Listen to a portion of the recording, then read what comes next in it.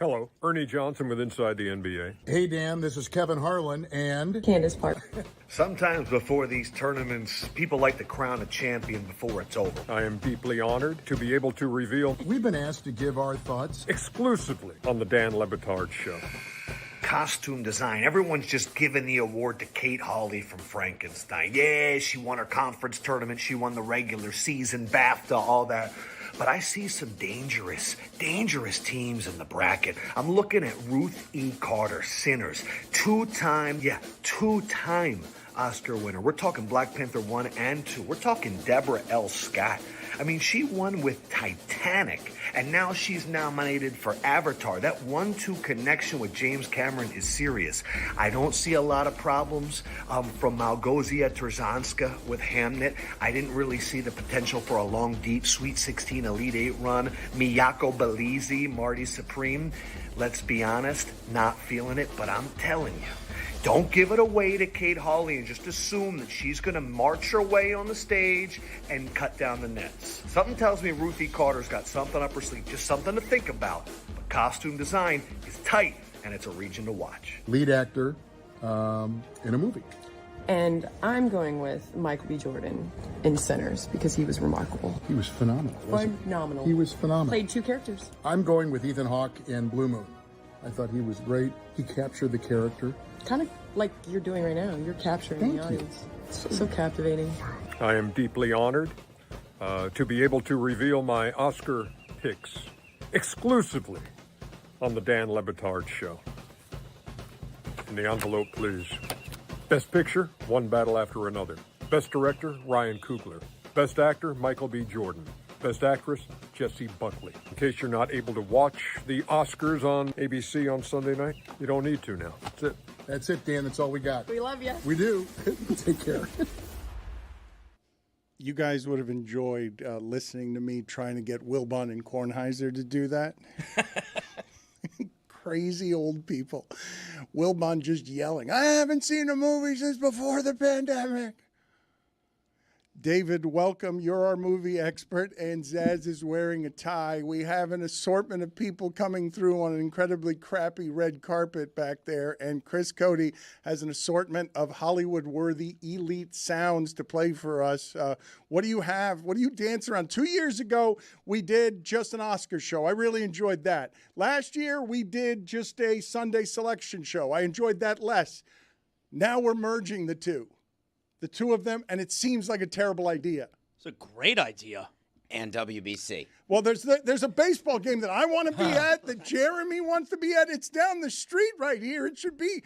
David was at the ballpark last night and said it was a total insanity. You haven't felt that ballpark that you built feel that way ever, correct? Yeah, there's some great WBC games. You know, when you've got Venezuela, Dominican, that was great, but Venezuela brought it. But let me tell you, the Japanese fans, and they were dancing together, I should mention. Japanese dances, Venezuelan dances, people speaking Japanese. Oh, and Spanish. really? It was a mix that you don't see Dominican, Venezuela. We're going to miss that at 8 o'clock, right? That is what time We're is... watching all of it, Dan. What time is Conan's monologue? What time does that start? 7 Eastern. All right, so an hour and 10 minutes from now, Conan's monologue, which he's been working on in clubs throughout Los Angeles for months. That's not how we prepared today's show. This did not. What's the sound that you have to reach the top end of the entertainment ladder? This is Oscars, baby. Oscars night. David, you love tonight. This is his favorite day of the year. There is no question. This is day one for me. When did that start? Like, when did it become a thing in your life where, oh my God, it's Oscars Sunday night, my life is revolving around this? As a kid. As a little kid. Oh, I don't, little? Like 3? No. No, little's like 7 or 8. Oh, 3rd grade. 8. Yeah. I was watching Oscars, but my mom made me go to bed early, so I never got to the end.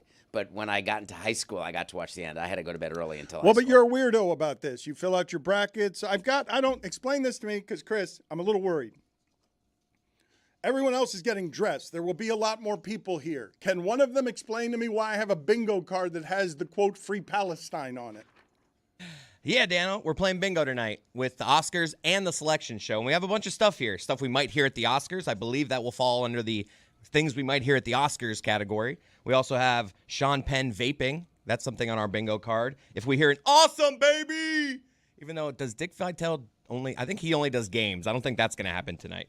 Okay, so why is that on here? Just Why in not? case. Conan Epstein joke? There'll be an Epstein joke. No? Will there be an Epstein joke? How do you do a Sean Penn vaping when he's not even going to show up to the show? You mean vaping like on his Well, couch? it might be on the bingo card. It might not be on the bingo card. Is this a drinking game? How does the bingo card work? You're supposed to drink every time you get a point, and first person to get bingo yells, bingo!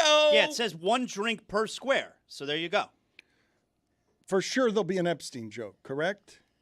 It's a tough room to do the Epstein jokes because a lot of people in that room may be in the file. Conan is great. Conan is a legitimate genius. Among the late-night talented people, he has the wonderful blend of being super smart, has the range of also being dumb, and is one of the few guys that's just universally likable, right? Like, not really polarizing, just you like him because he makes fun of himself.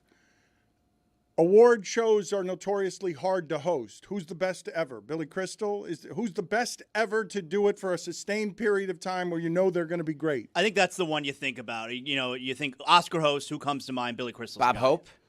He did it for many, many, many, many years. But in the modern age, let's go modern era, Billy Crystal. Okay, Does but it have to be Oscars? Because Ricky Gervais is the best at hosting these type of things. no, he would make a bunch of Epstein jokes. They hate him. He loves making everybody uncomfortable. He will no longer be invited to do this. I think he's done his last one, correct? Yes. And that's his choice, sort of his choice. No, when the Hollywood Foreign Press ended up not being Hollywood nor Foreign nor Press, and it changed, that was the end of Ricky. Okay, so these are hard to do though, and we're going to step out to watch it. Last year he made his very short. Well, it also had a musical in it, didn't it? It had a musical. Music is generally a part of the open, so and these films though are pretty deep and pretty serious. So it'll be interesting to see how he makes it. I've seen him making the rounds recently on Pub, and he said he's got 1 million writers. He's been working on jokes for months now. No one can come up with a Train Dreams joke. He's like, I don't have any good ones. I'm taking nominations. I don't have a way to make fun of Train Dreams. It can't be done funny. I'm still just impressed that Conan has been going around to clubs and has been working on this material. And I'm thinking it was a real missed opportunity for like the three of us to just show up at a club. We're like, we're working on material. We do this. Let's see how it goes. For this show. Yeah. I think Dan would love that. To do That's too much stand up, for her. Yeah. you know that's hard, right? You know that being in front of people with the expectation of funny is difficult. Dan, I'm getting word that our shipping container members have arrived. and that Okay, they're ready so to do make we their have entrance. do we have a camera? Do we have more music? Okay, so we've got several. You want to do the red carpet then? This is First, walking in, we have Roy Bellamy. Roy Bellamy's wearing Ralph Lauren. He's going with an all-black look, very sleek. He's looking good. Roy, you really are all black. You look good, Roy. Handsome devil.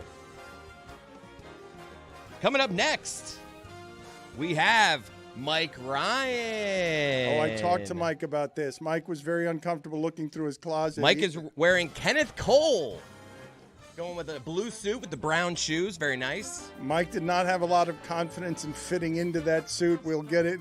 Mike hasn't worn a suit in a while, and it was for a funeral, so we'll get into that interview in a moment because he squeezed into this one in a way that made him happy. We'll get good mood Mike today because the suit fit a little bit better than he thought it would. Did you say all black, by the way? Don't think I didn't hear you. Coming up next, we have Tony. He told me he's going completely with Abercrombie here. This is a full Abercrombie look. Roy, you went all black. Why can't I say you went all black and that you were all black? You went all black. I look good, though, don't I? You know, once you go black, you never go back. I man. didn't. Exactly. No, really.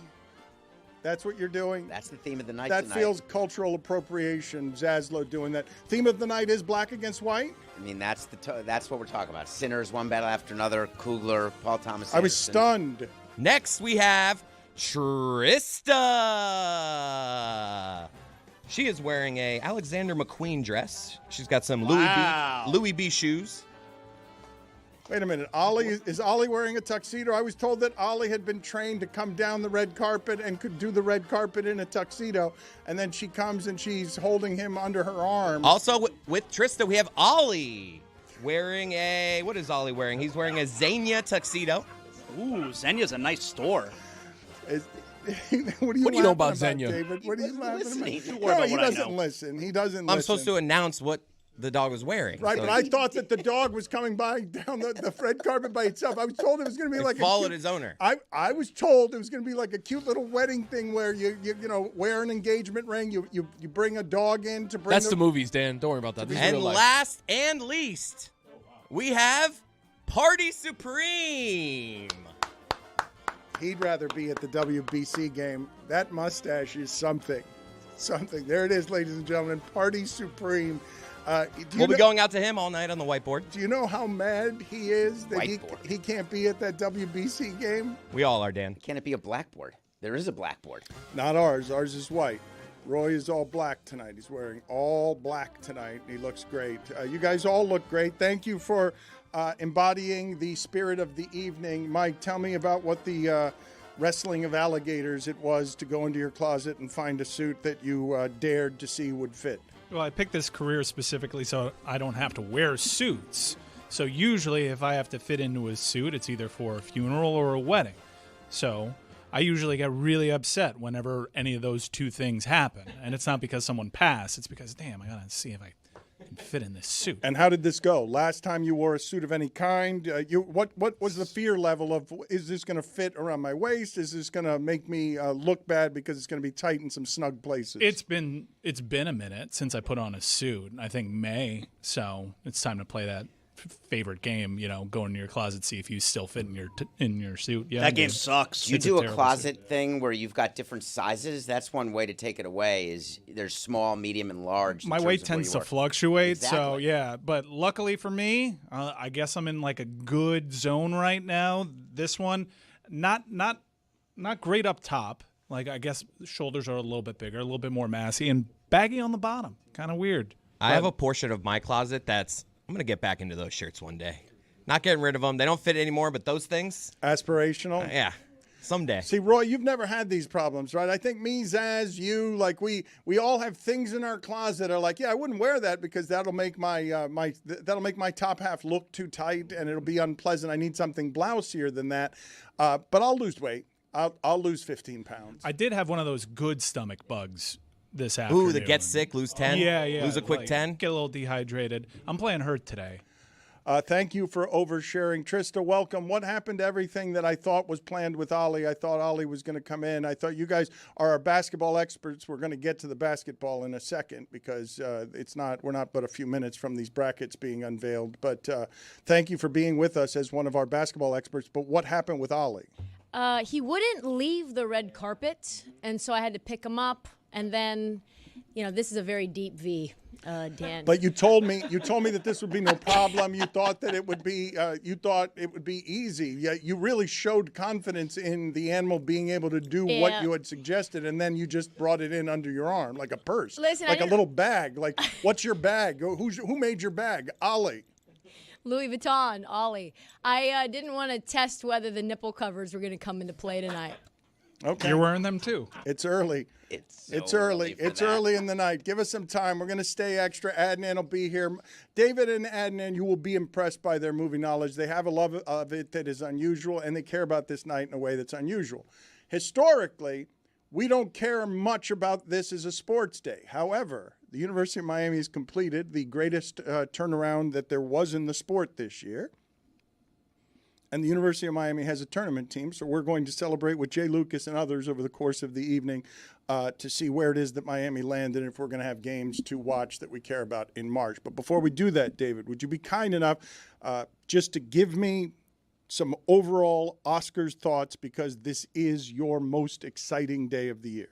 I think we have a very interesting night ahead of us because there is a cloud of politics that is over the award season that always All over my is. bingo card. But it's all. Just look at your bingo card, and you can Yeah, see. I saw that bingo card, and I have a question. The Free Palestine Yeah, I thing, already asked that. No, but can that be Wally Zerbiak that says that? Oh, yeah, that's a good point. Yes. If Clark Kellogg says abolish ICE, do we mark that off? If someone at the Oscars mentions guard play, that counts. I love the fact that we're willing to mix the two Mm-hmm. events tonight. So anytime we hear it, what about just in the control room? If we get a random Free Palestine, No. It has No. to be It's an inside job. You can't No do anything. inside No, jobs. it's got to be on the broadcast. It's got to when that's the drinking game is if you hear it anywhere on the telecast tonight, then somebody might or might not have bingo. But please answer the question I was asking you about your overall. You're saying that the Oscars are going to be about politics tonight. Well, Conan has an absolute job to do tonight. Conan. You call him Conan. Conan. I call him Conan. Conan is the barbarian. Conan is the comedian. Conan O'Brien is the talk show host. Conan is the barbarian. Conan is the comedian. So Arnold has a big job to do. His job is to keep it going because this is moving to YouTube soon, in which case it's going to be a 5-hour Johnson. But we're still on broadcast television. So what am I looking for? I'm looking to see whether or not Sinners can actually carry it through. There's momentum in Best Actor. He probably gets over the hump. 16 nominations, more than any movie has ever had for one of these ceremonies. And presently tied 4-4 with Medvedev in the first set at Indian Wells. Huge tonight. Yeah, the only Sinners I want to talk about today is Sinners Forehand, baby. Yannick. That's the first thing. Can we see Sinners carry it all the way? Because there's a fight in director, in actor, in picture, in supporting. So what we are going to see, I believe, is some baby splitting. I think the Black versus white, you're saying they're not going to do it based on the merit. You're saying they're going to do it based on politics. Hollywood is filled with cowardice. We're not going Roy. We're not going Samson. I don't see it as that. What are you doing, though? Why wouldn't they pick it based on merit? Why would they just pick it based on whether someone is black or whether someone is white? Because what the Academy is going to do is they're going to make it as neutral as possible because there's so much surrounding this ceremony that is not neutral. So you're saying already before we started, you're saying it's contaminated and corrupted. It will not be a meritocracy. It'll be based on just putting your finger to the wind and deciding what it is that America would prefer to not have a controversy? That's what you're saying? Is this your first Oscar show? That's what you're doing? Is this your first Oscar That's show? what you're doing. They do it every year. So you're saying there's a good chance that Sinners might win Best Picture, but Ryan Coogler would not win Best Director? I personally think it's going to go one battle after another for picture and director, but that doesn't take anything away from Sinners because giving Michael B. Jordan Best Actor is going to lower the temperature. The thing you have to watch for is what's going to happen supporting actress. Does Mike get his way? Do we have a weapons win? Or Teyana Taylor, does she say, hey, we got one battle after another, but black? Thank you. White film, black actress, split the baby. Delroy Lindo just said the A10's a 3-bid conference. Is that a bingo? If the ACC gets 7+ bids, that's a bingo. I watched so much Ivy League Conference Championship basketball today. This is what I'm going to tell you. Did Yale win? No one will have a better game in this tournament than TJ Power just had in knocking out whatever it is that whoever Nick somebody who stars for Yale. Did Yale win or lose? Yale lost. Penn won. Penn won the game, and yes. And that's how my day is going. TJ Power had 44 points. No one in the tournament will have a better game than the one you just saw. Tony, why are you wearing WBC clothing? Danny, because the reason is we got Dominican versus USA tonight. That's what I'm going to be focused on right here. Who are you rooting for? Isn't it not obvious? It's a huge Dominican flag here. So walking on the red carpet. The reason I asked the question is you're not Dominican. Correct. But by association, though. A disgrace. You're not Dominican. You're honorary. And I wanted to ask Zaslow and Sampson before we go out to Party Supreme out there in that glorious mustache.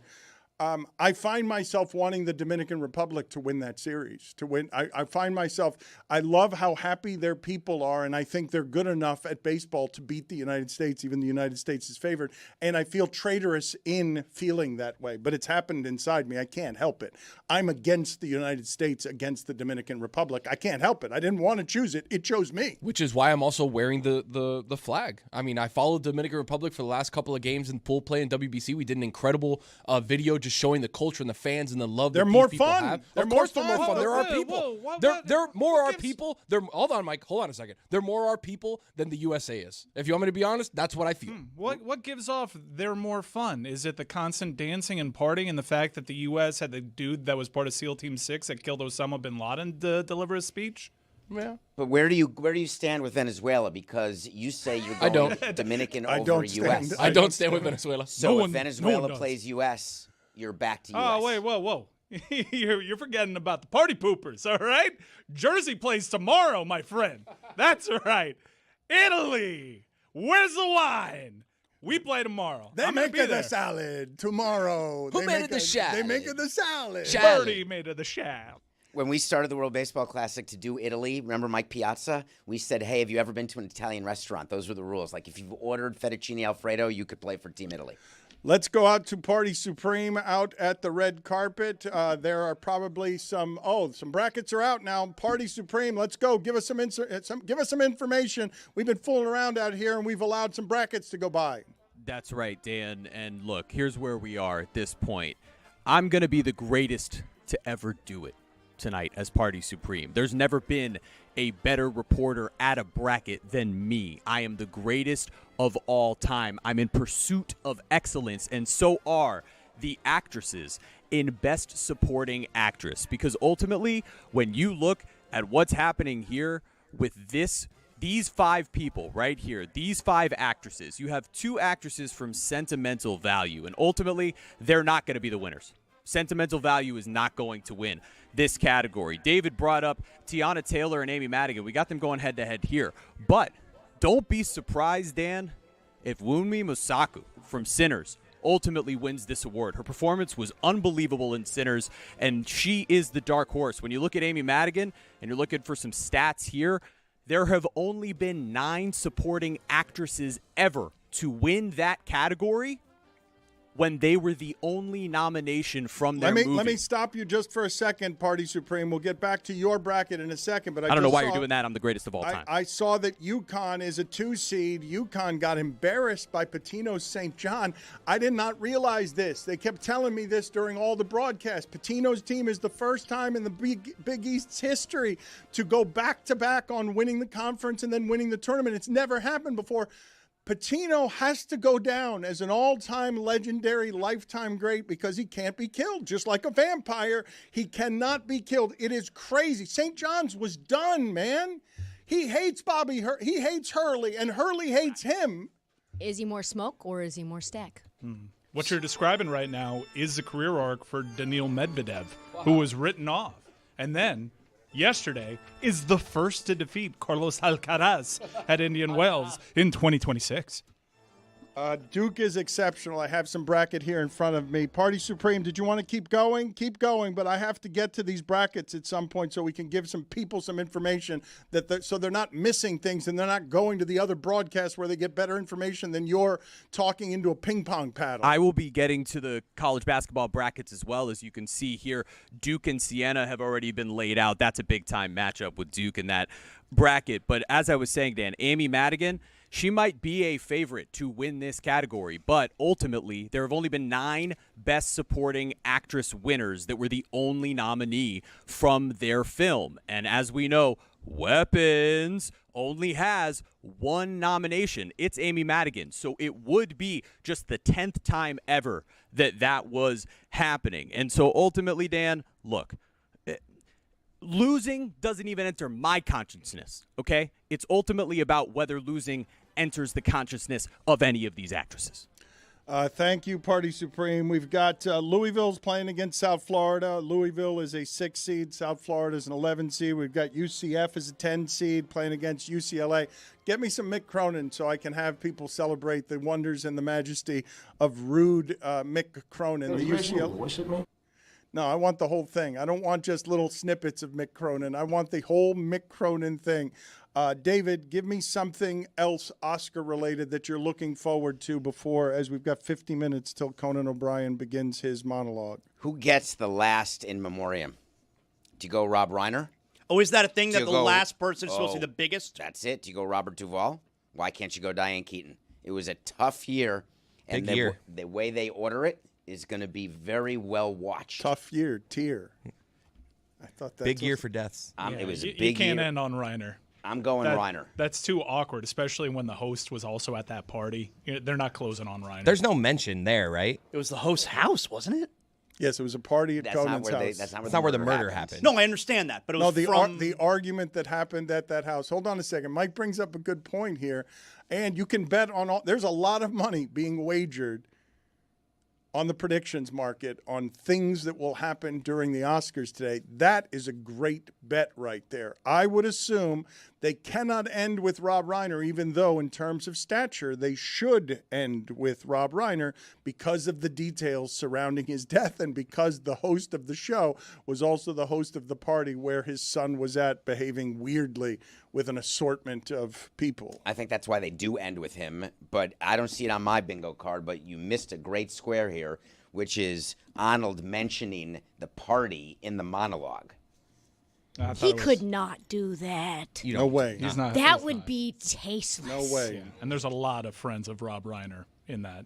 Also, we can't go Catherine O'Hara because she died in 2026, or we can.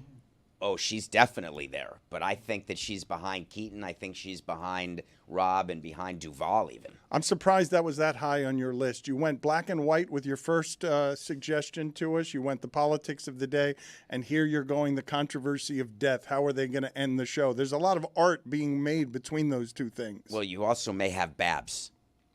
We may see Babs singing during In Memoriam. Really? Because guess who we haven't mentioned?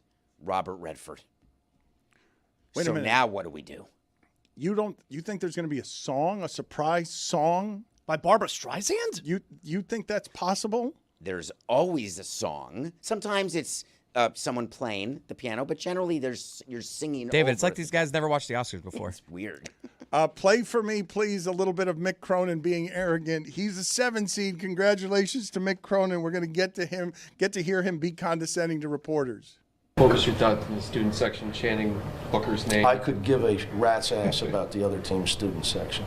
I just meant the overall the way that you. I would like to give you a kudos for the worst question I've ever been asked. All right, I'll take it. Did you like? You should take it. The preparation of the. Do you really think I care about the other? No, I don't. student I don't think you care about the other. Are you raising your voice at me? No, I'm just. Yeah, you are. Yeah, you are. Come on, dude. No reason. Come on. Yes, you are. Everybody's standing here listening to you. Everybody. This is on camera. They can hear you. I answered the question. I could give a rat's ass about the other team's student section. I coach UCLA. I don't care about Michigan State students. I mean, who cares? Trista, give me something that you're noticing from the bracket, the first couple of brackets that have been released here. Great question. I think first and foremost, you have to look at this St. John's Northern Iowa match. Northern Iowa, one of the slower teams. St. John's plays a totally different style of hoops. I can't wait for that matchup. Also, Mick Cronin, let's be real. I don't think his team likes him at all. I think he's lost the locker room. There's a lot of people who are still in Cincinnati, know Mick Cronin, and know that he's miserable there. I think that's a potential upset against a very athletic UCF team. You mentioned St. John's, which allows us to put up more Draculas, please. It's crazy. You cannot kill Rick Pitino. He is back. St. John's matters. St. John's just dragged UConn, and it is unbelievable. But after an FBI investigation, after 17 seconds of sex in an Italian restaurant, after an enormous abortion scandal, Rick Pitino is back, and he's back at the big dance, and he's dancing. And it's harder to be more likable than guys like Hurley and guys like Mick Cronin. Then you have, Dracula come and you're like, I like him better. That's right. I like Dracula. I like Pitino I more like than Dracula. Look, here's more Mick Cronin for you. Here's 7-seeded UCLA. So much has been made about you guys going east. You just came back from a prolonged East Coast trip. I'm wondering, have you seen anything from the teams that have to come out here and stay out here? Is there any kind of balance with that in terms of the wear and tear and just what you've seen on the court? Wear and tear on them? Yeah. Is that a joke? Please tell me that's a joke. Is it even comparable, is essentially what I'm trying to say. Have you ever looked at the NBA stats and what the gamblers and all those people do on West versus East? Talk to Eric Musselman, ask him that question, who coached in the NBA. Good luck, West going East. We have to go back 4 times. The Big Ten teams get to come to Los Angeles where it's 70 degrees one time a year. They don't even have to switch hotels. We're 12 miles apart. Are you kidding me? Please tell me you're kidding me. Is this a plan? Is this a planted question? You cannot be serious with that. And meanwhile, we've seen the Eiffel Tower, or we've seen the Statue of Liberty twice in the last 3 weeks while we were landing. You can't possibly stop. I'm going to eat, man. You can't. He's asked me to feel sorry because Iowa had to come to LA for a few days. You can't be serious. You know how much people vacation here? Trust me. I got a lot of friends. I have to tell them no, I'm focused. Everybody from back in Cincinnati wants to come out here all the time. I have to ration them out. Okay? Nobody wants to be back there. How's the weather in Iowa City? Come on. Kidding me? You got comedians in the mix. Walks off. Yeah, Trista, can you give me, before I go back to Party Supreme, can you give me where it is Miami is going, where it is they're seated, who it is they're playing? I couldn't. Nope, I cannot. Oh, there it is, Missouri. It's pretty unfair. Oh, Dan, Miami's a higher rated seed, the 7 seed against the number 10. They're playing Missouri. Oh. Missouri is playing in St. That's Louis, not fair. Missouri. That's a tough one. I don't like that. That's brutal. I don't like that. Jay Lucas is going to join us in an hour. He'll tell us, well, he's going to say he wants to play anybody anywhere, right? But I've never loved a team more that can't make threes and can't make free throws. This is the most I've ever loved a team that cannot shoot from the foul line or the three-point line. You sound like Rick Pitino talking about St. John's, too. Didn't he say this year? Didn't he say something crazy this year about them shooting free throws? Or he was like, I don't think I'm going to kill myself. Look, Rick Pitino just dragged, which is impossible, obviously. Dragged UConn. You guys aren't surprised that Rick Pitino is back at the top of that sport. St. John's was so bad before he got there. They had allowed everything to fall apart, and now he's the first coach in the history of the conference to win back-to-back tournament titles and conference titles. I don't think we could be surprised because he wins everywhere. Why would we be surprised? He didn't win in the pros. No, everyone in college, every school, he wins. Because he was supposed to be done. There was no way he was going to live. His career was going to live through the abortion, sex in a restaurant scandal. It's a Tuesday. It's not a Tuesday. Put it on the poll at Le Batard Show. Is having sex for 17 seconds in an Italian restaurant your Tuesday? Your like Tuesday. One battle after another with Sean Penn and Tiana Taylor. Party Supreme is ready for us. Give us a slightly better breakdown than Trista just did. Well, there are 3 teams here, Dan, worth looking at in the brackets that have come out thus far that could potentially be upsets. So you have Cal Baptist. Now, they're led by Dominique Daniels Jr. He is in the top 5 in college basketball in scoring. He is a senior guard, and you love senior guard play. And ultimately, they just He won. doesn't count. Yeah, I just realized that. I got excited. He doesn't count on the bingo card if he says I got guard excited. play. I'm looking for a bingo. Senior guard play. No, it's got to with be. Dominique Daniels Jr. He's one of the top 5 scorers in college basketball, and they just won their conference championship on a blown dunk on an alley-oop. If that doesn't show you a team of destiny, I don't know what does. Cal Baptist right here. High Point is another very interesting team to look at, Dan. Everyone's as a potential picking them. upset Everyone's here. picking them as a sleeper because they shoot threes. Yeah, that's right. They're number 4 in the country in scoring, Dan, and they play with a tremendous amount of pace. They are number 1 in college basketball in your favorite stat, point differential. So look for them to be a potential 12/5. They also have 5 of their 6 top scorers as seniors. And then, of course, Dan, your favorite program, S.Flaw, that's USF. They have had a tremendous year. They're 2nd in the country in rebounding. We love rebounding when it comes to March Madness. I believe they are also 10th in points allowed.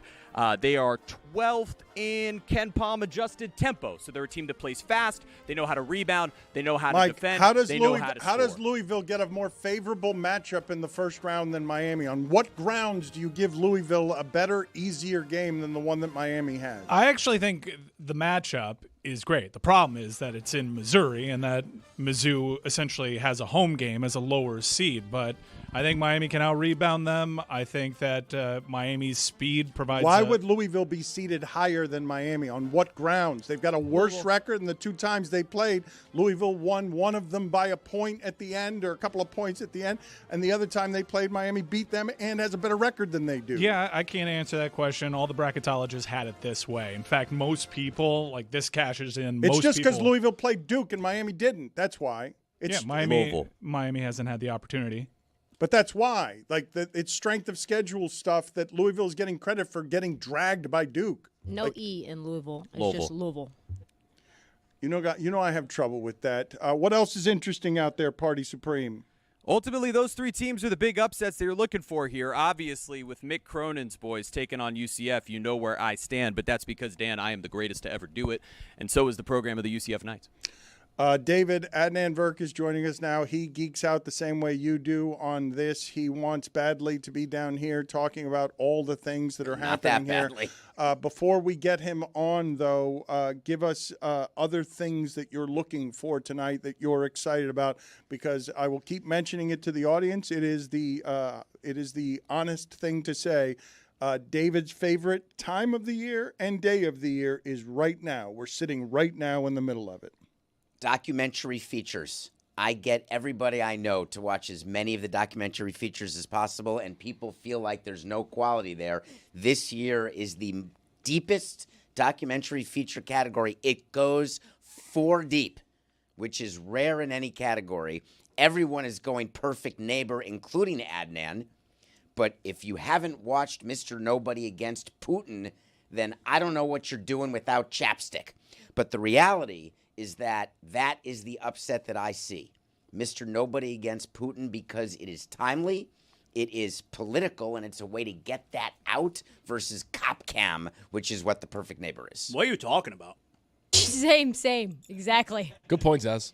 That's why I don't like that you don't care about that category. I wish I did. If you would have told me to care before right this second. I can't get your cell number. I don't know what any of those words are you just said. Okay, Caring? so someone who cares is Adnan Virk, and we will get him to care with David Sampson. But Zaz will keep getting in here because Zaz is on the fence. He doesn't know which to care about less. Movies or college basketball. He thinks he might go World Baseball Classic. Like at 8 p.m. Oh, come to the dark side, buddy. At 8 p.m. it's World Baseball Classic, and I think we might lose Zaz because I don't think he's that interested in either college basketball or the I'm movies. ready to get excited about something. Come on, tickle my fancy. It's not it's not documentaries. Adnan, go ahead. Tickle his fancy. Zach, Dan, I'm trying to get him going with the World Baseball Classic. I was working at MLB Tonight last night, me and Ryan Rowland-Smith, who pitched for Australia in the World Baseball Classic, and we watched Venezuela pull off a massive upset of Japan.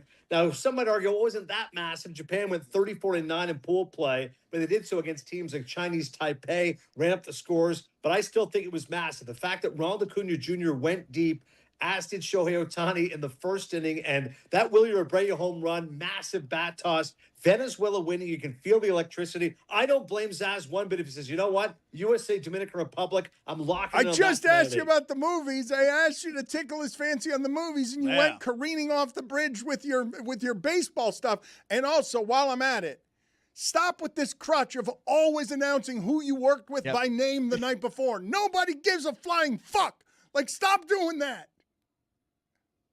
Someone had to say Fair enough. Let's get into the documentary. Stop doing that. It's a broadcast crutch of yours. You always do it. Stop doing that. Nobody cares who the fuck you were working with last night, Virk. Nobody. I think it helps build authenticity with your audience. I guess we just. It's how you tell a detailed lie, by just giving more information than people care about. It's fraudulent. You're trying to be a good teammate publicly. Nobody cares. Let's get the documentary feature, shall we? Like David was mentioning, The Perfect Neighbor is, to me, a special film shot on Netflix. It shows just how deplorable this perfect neighbor is. It's, of course, an ironic title. She's an awful woman. She can't stand the fact that people are playing around her area. They're not playing in her yard, but they're playing in her area. And then things turn very drastic and very tragic. It's based on a powerful story. And a lot of this done by the dash cam. So I thought it was uniquely shot. So that's what I'm picking. Like David mentioned, he makes a compelling case for Mr. Nobody Against Putin. It is political. I didn't find it as entrancing. I mean, I watched the film. I enjoyed it. It was darkly funny at times. Didn't see Cutting Through Rocks. Come See Me in the Good Light. Lesbian couple dealing with one of them dying of cancer. Very serious story. And the Alabama solution I thought was fantastic. It shows how screwed up the penal system is in Alabama, particularly how African Americans are being incarcerated at an unusually high rate. So it's David heavy thought moving, that but I'm one a was David great. guy. I thought David was going to pick that one. I thought that's the one that impacted you the most over the last year. It impacted me the most, but it's not going to win. I do the ballot to win. This is not who I want to win. It's who will win. Adnan, you couldn't get out of bed for this? Sasso, look, I got this beautiful view here. I'm in downtown Denver. I got the Penguins and the Avalanche coming up tomorrow night. If you want to check out that, can be Amazon Prime. Who won, David? The last time we did this, were you the one who selected the most winners? Were you the one who got the most correct picks? We did an entire pool with your audience, and only a select few beat me, and Adnan wasn't one of them, but a few of your audience got me.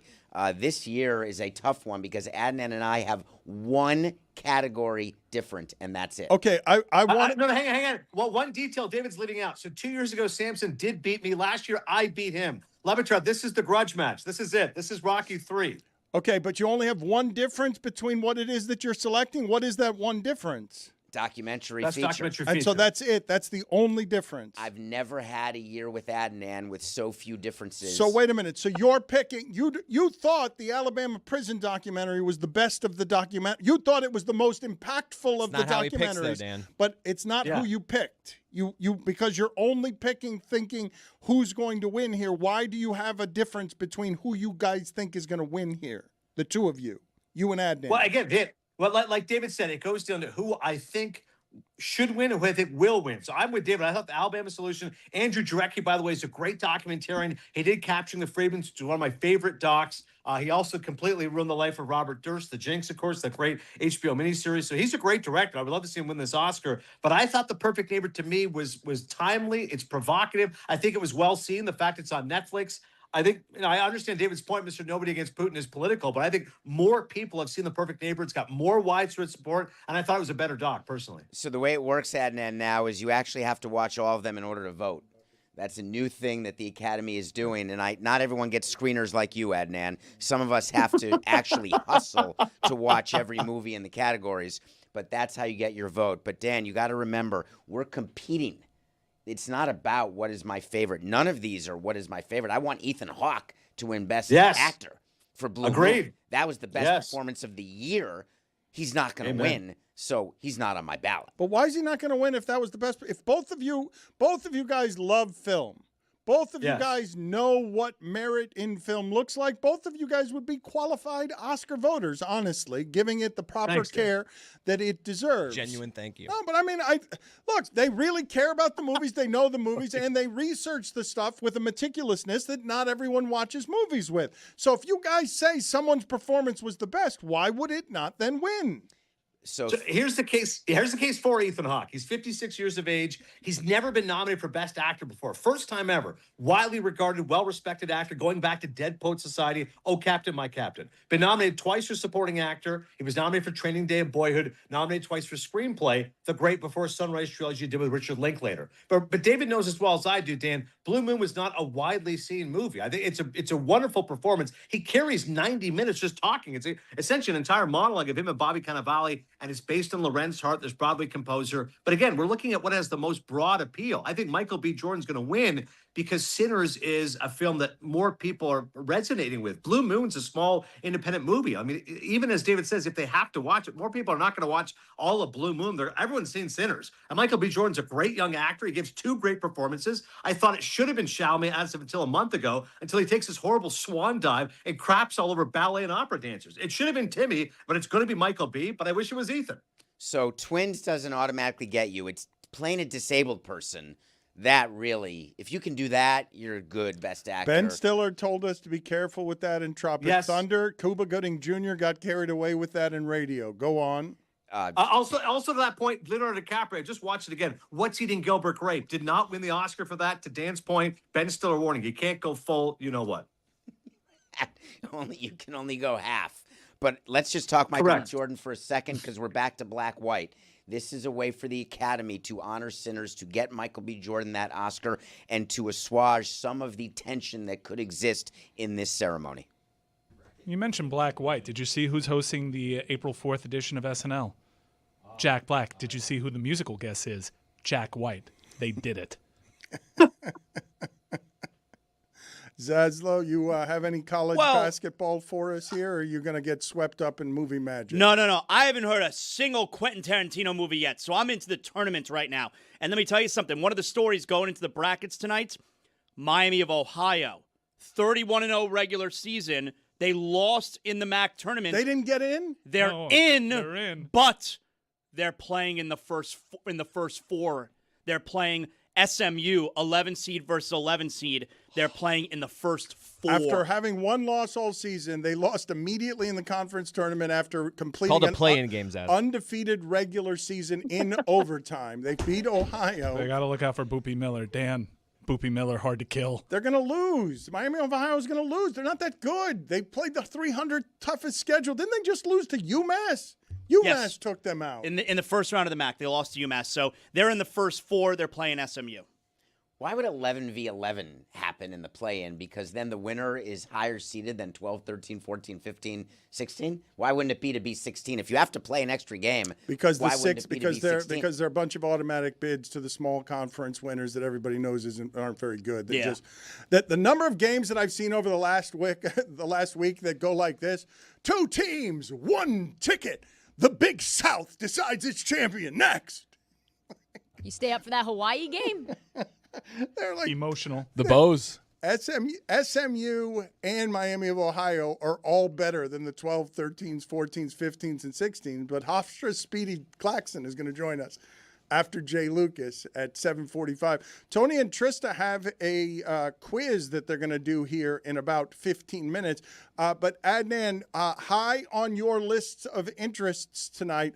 Are yours all movie related? Like if I made you pick between what are you more interested in, Conan's performance off the top or movies, you always go movies there, correct? I do, but Dan, I got to be honest with you. I'm with 10-Day Tony. I cannot wait to watch USA Dominican Republic. The good news is that the wait times are staggered a bit, so I can watch Conan's monologue in its entirety, and I could probably see Best Supporting Actor and Best Supporting Actress. Then at 8 o'clock, it's going to be DR taking on the U.S. We're talking Paul Skeens against one of the great offenses of all time against Juan Soto and Fernando Tatis and Vlad Jr. It is going to be an absolutely electric atmosphere. So I will be channel flipping, quite frankly. I'm locked into the Oscars. Who are you rooting for? We're going head to head. Who are you rooting for? Listen, I'm friends with Mark DeRosa, okay? He's a colleague and a friend at MLB Network. I'm friends with David Ross, former colleague and friend from ESPN, and Sean Casey, your friend as well, Dan, the hitting coach of Team USA. He's a friend and colleague at MLB Network. I'm pulling for USA. But let's be honest. I mean, the DR team, they're the most fun. They got the most drip. He just mentioned, I think, 4 employers. Just in that he's rooting based on him knowing because he worked with all of them. YouTube chat, I will take the fines on my tone for Adnan. I got bingo. I've been Dan's yelling at tone him is since. crap with Adnan. He's been yelling at him the entire interview. Go back and watch it. It's just him yelling at Adnan nonstop. Also, nobody plays bingo where everyone has the same cards. Guys, that's crap. This game is not the Are way. you in it together. Wait, are you kidding me? They're all the same. All the bingo cards are the same. Of course. As a show, we're trying to win bingo. Yeah. That's not how you play bingo. Yeah, like there was a part in the show where you're like, Mike, that's a good point. I'm like, oh, tell me who has that on their card. Nobody. We all have the same card. It was the free space, Mike. My God. We all have Sean Penn vapes in the top right. I can't believe that we've made bingo cards that are all the same. That's not playing bingo. You're asking a lot. This is communist bingo. This right here is bingo where everyone gets to be equal. You know how we feel about that? This is not American bingo. Not from you Not tonight. about. Not from you tonight, Tony. What do you mean? I mean, you're the first person You're around Dominican. here. If somebody around here was not rooting for USA, you would destroy them. And now That's look at harsh. you. Now That's look at harsh. Are me and Tony the only ones who are rooting for the Dominican Republic tonight against Yes. the United States? you. I mean, I'm voting for USA. So this makes me un-American? You're voting for USA? Mike's nanny was Dominican. You're real controversial. My grandma's Dominican. Your grandma, my bad. You're taking But a also real the nanny. controversial Thank you. stance here, Chris. So just to be clear, you're for the United States. That's just right. In general, at baseball, at all times, you're for the all United times. States. I am blasphemous, Trista. How should the audience feel about both? Which is the more egregious offense from me? Screaming at Adnan Virk for the full 10 minutes that he joined us, is kind enough to join us, or rooting against the United States tonight in the World Baseball Classic? Oh, I think it's got to be screaming at Adnan like he did nothing. He was laying in his bed, just doing nothing but sitting there with chapped lips and just hanging out. Whoa, taking out the boy. Oh, man. Trista's right. I got to go get my chapstick. Hang on a second. She called me out. I noticed Shit. it. Yeah. Okay. You're 4 minutes late, Trista. Listen, I'm trying so hard to be nice, but it just comes out. You know what I mean? You have to say what everybody's seeing. Everybody's Look at seeing this. it. I said it. I got Nivea Did you? Essential right here, I didn't see Trista. it. Just for you. We're going to clean this up right now. Get it up. Don't worry. We'll Pause. clean this up right now. We just went That's into exactly Adnan's what- bathroom with him, and now Massive glue stick of chapstick. Now look at David rummaging around in his nether region to try and out-chap him. He's gonna do the lip balm thing as well. They're lubing up. First time meeting up with Trista. I love it. I loved her honesty. Good candor. We're good. I will pay the fine, $10 of fine for $10? because That's too heavy. my tone was really bad with Adnan, and I apologize publicly and privately for coming after him as aggressively as I did. But nobody gives a fuck who you worked with last night. It is true. Like, we're not trying to hear all that. Jim Spanarkel. No, Tris, it was a casual mention. You mentioned WBC. What's wrong with just giving context? I was watching the game with Ryan Rowland-Smith. What's wrong with mentioning that? It's a throwaway statement. The guy played for Australia in the World Baseball Classic. Nothing wrong with that. Adnan, look, now Mike wants to yell at you. Go ahead, Spanarkel. Go ahead. Jim Spanarkel just brought up the Strait of Hormuz. Bingo. I don't have that square. I made my own card. Jim Spanarkel bringing up the Strait of Hormuz.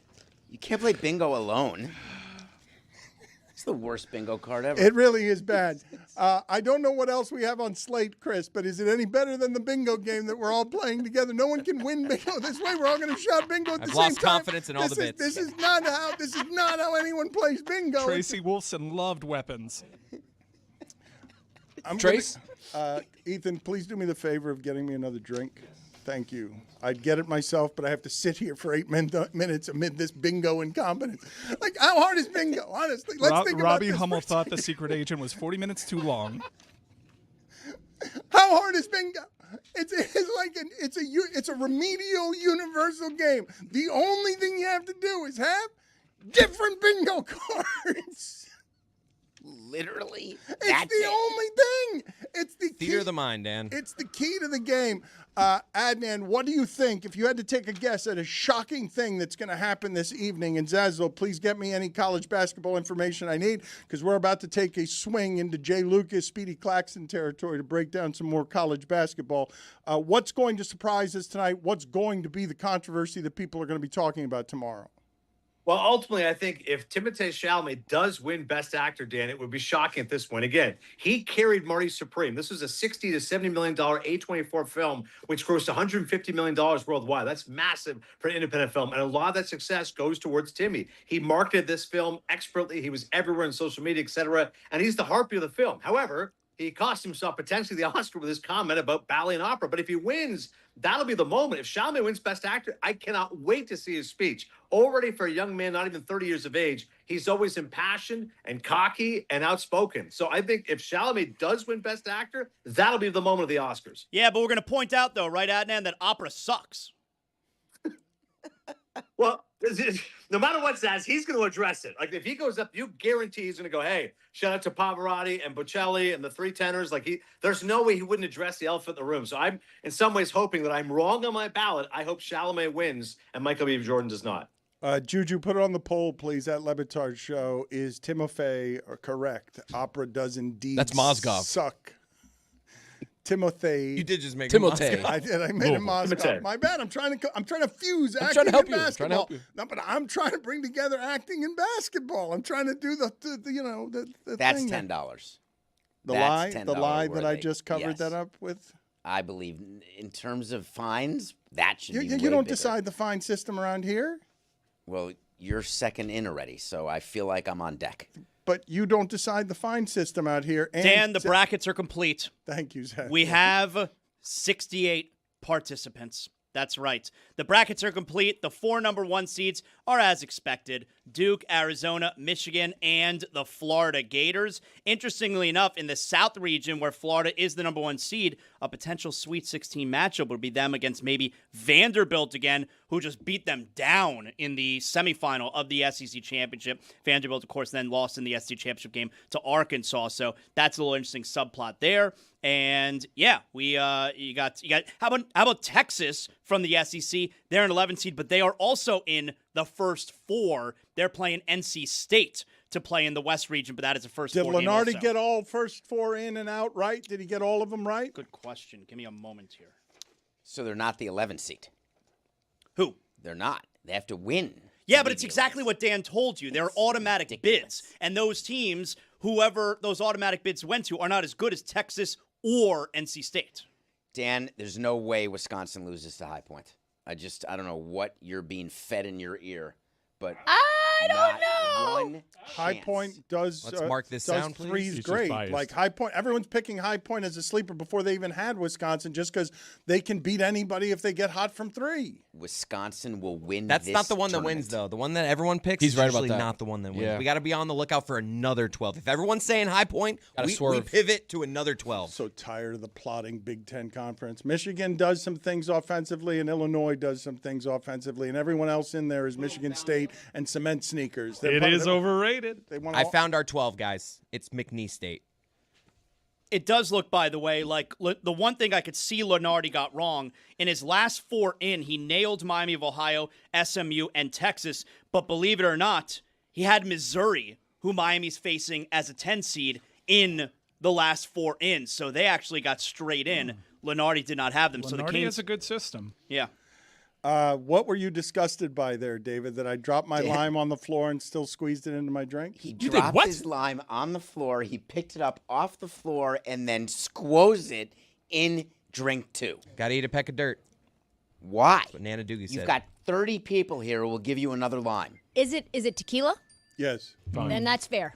Right? Is that a It wig joke? kills everything. Kills everything. Doesn't matter. Could be dirt. Could be anything. As long as it's tequila, dirty lime will do. Whose phone was that went off on the show? I keep my family on the dong. That's a $5 fine. No, whoa, wait. Ayo, come on, respectfully. On the dong? Respectfully, Yo, ayo. respectfully. You keep your family on the dong? The ding, I think, is what you meant. on the dong. I No, think you no, meant no. ding. No, the Past ding. tense. I'm a dog.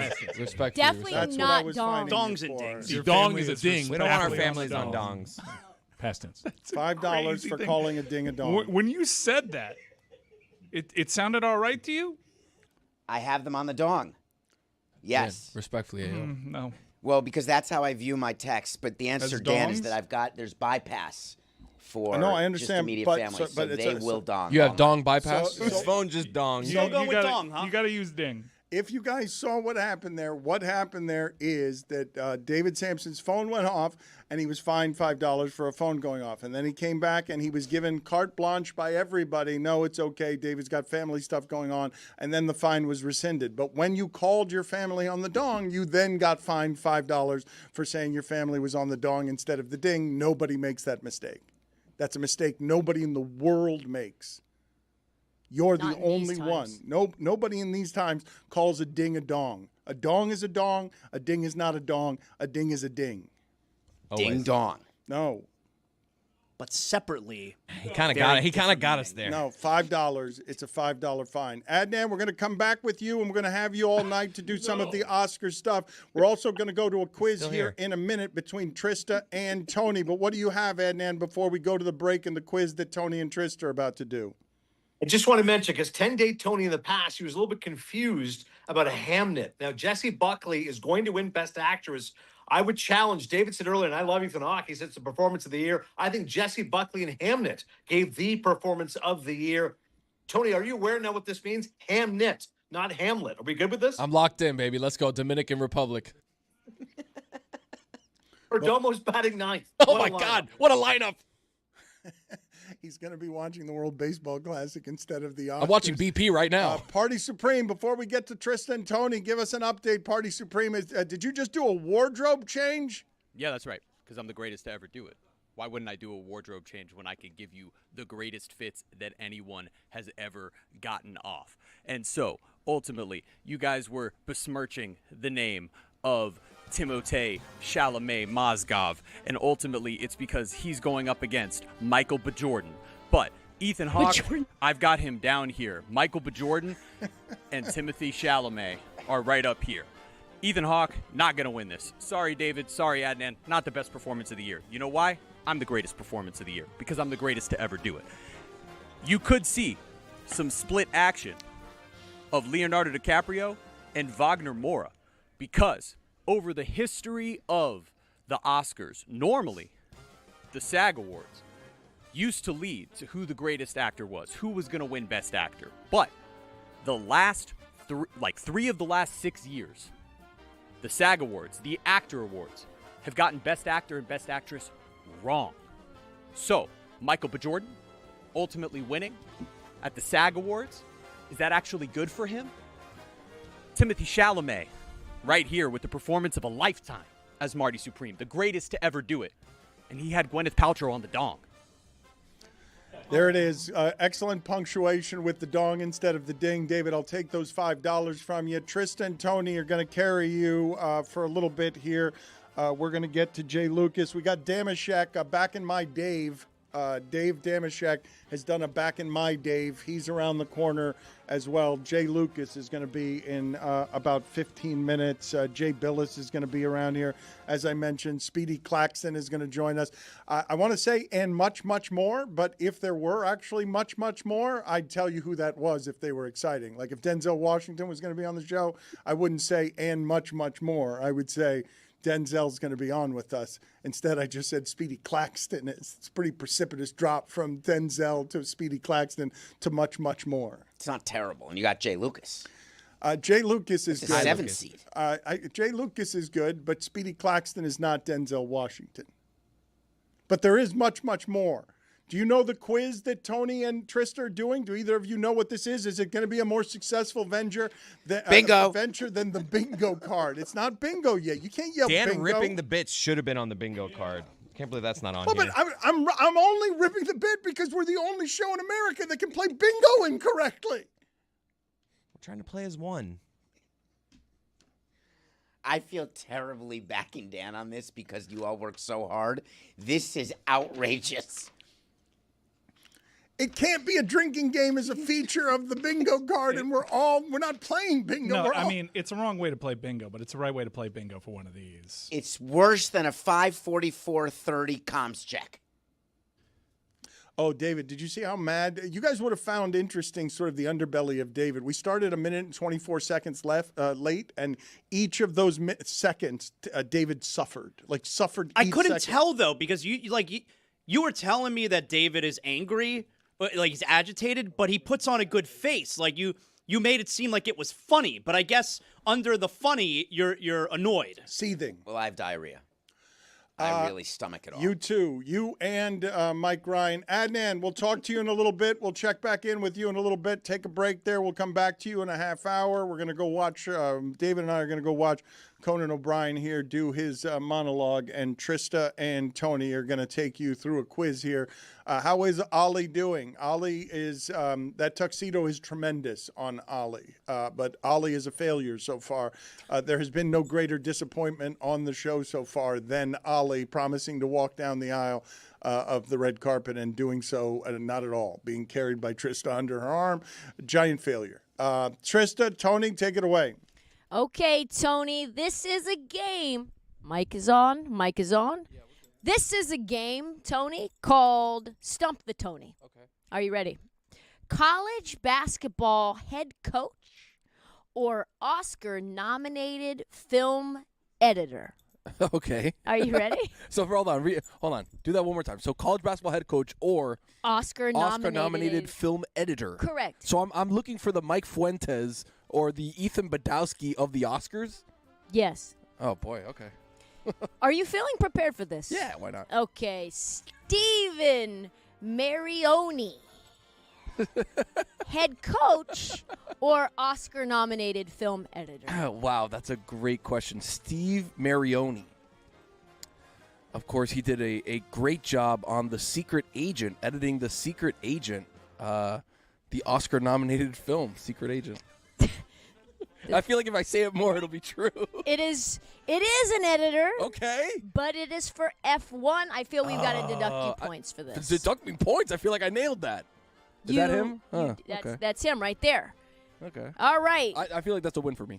If you want me to be really honest. We'll give you a half point. Okay, thank you. Half point. Flynn Clayman. Flynn Clayman, of course, the great coach of Northern Iowa. Flynn Clayman has the Lumberjacks playing great. High Point men's basketball coach. So close. Another half point. Half points. I'm up one right now. For you. Let's go, Flynn Clayman. I was close. I was thinking a High Point, and then I ended up going Northern Iowa. You were not. I thought it, and then I didn't. All right, third one. Grant McCasland, coach or film editor? Grant McCasland, of course, the undeniable coach of the Siena team. You're getting all of these right and yet all of these wrong. I'm getting pissed the fuck off. Texas Tech's men's Texas, basketball of course, head coach. Of course, Texas Tech. We got to stump the Tonys here. It's impossible. All right, next up is... Even when I'm wrong, I'm right. Even when you're right, you're wrong. Wow. Andy Powerful. Jurgensen. Andy Jurgensen. Andy Jurgensen. Yeah, he was instrumental in editing an incredible movie. Give me a fucking break. An incredible movie called Begonia. Andy Jurgensen, editor of One Battle After Another. That was right on the tip of my tongue. Yep. So what am I at 1.5? You're at 1.5 points now out of 4. All right. We've got Olivier Coute. This one's, I feel, too easy. Yeah, this one's really easy. Of course, an incredible editor. He just did such an amazing job. Of what film? This film. These guys, you guys know. What is it? Are you getting sentimental? No, yeah. Yes. You are? Sentimental. You're getting sentimental about Sentimental, this yeah. one? The about movie Sentimental. Sentimental value. Values, Yes, that's what it the was. one. Editor, yeah. What is All it? right. Olivier Coute. Yes. So what am I at, 2 points? Yes. I'm killing this, dude. Look at him right there. He looks just like you. Vic Schaefer. Are we going editor or head coach? Oh, Vic Schaefer out of the Atlantic 10. What an incredible coach Vic Schaefer is. I don't know how you're getting these right, but you're also getting these wrong. Head coach of the Texas women's basketball program. Ah, yes, wrong of course. gender. You don't get appointed off of Whoa, this. whoa. You don't get appointed off What of did I this. say? I just said he's an incredible coach out of the A10. That's all I said. Is Texas in the A10? No, but there's been a lot of realignment so far. You know what? And I don't know where anybody is, if you want me to be really honest. You know what? The NIL era has changed Exactly everything. right. Mike Shaver. Mike Shaver. Am I doing something that's tipping him off? No, I'm just really great at guessing. How do you think I passed high school and college? Mike Shaver. Mike Shaver, of course, the incredible editor. He just did such a great job editing Marty Supreme. Mike Shaver. Mike Shaver, editor of Sinners. Oh, Sinners. Dave was the right to the tip of my tongue, Dave. Ah, goodness. Lamont Paris. Lamont Paris. Could be multiple editors on Sinners. Could be multiple. Yeah, but I don't think that's the case. Trying to sway me in a direction that I don't like. Was an incredible editor, not for Sinners though, for a different movie. He was the editor for Begonia. Thank God. Head coach of South Carolina. We finally stump a Tony. How much more did I have? One more. I got 9 out of 10. Yes. Yolette McCuin. An incredible editor. Just probably the best editor that we've seen in a really long time. And she's probably not going to win, but she should win. If you want me to be honest, she should. In my opinion, she would be great. She would be great. She is great. She's the best be editor. Great. She should be great. She should be amazing. If you want me to be honest, she should win an Oscar, but she won't. Yolette McCuin is the head coach of Ole Miss women's basketball. The Rebs. So you got the last two wrong. Okay, so I get what, 8 out of 10? I'm so pissed that you got as many as you did because you haven't seen any games. You haven't watched a single film. That is true. I saw like 17 minutes of one battle after another, and I was like, I'm good. You saw that one scene between Haley Steinfeld. I saw all of Sinners. Hold on, I saw all of Sinners. Jordan. I just didn't know who the editor was. What, am I supposed to know Ethan edits the podcast? How am I supposed to know? I think our next quiz is later on in the show. No, you don't Let me get see to the see paper. this. No, because there's second quizzes on oh there. Oh, my God. Good job, guys. We're going to take a quick break. Break. We're going to take a quick break. Oh, Denny Hamlin has done it. And we will be back in 5 minutes with a Back in My Dave.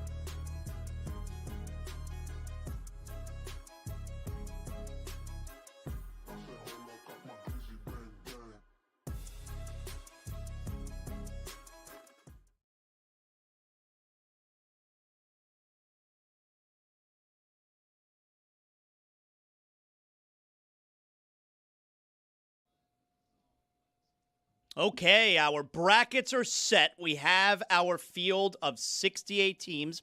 That's right.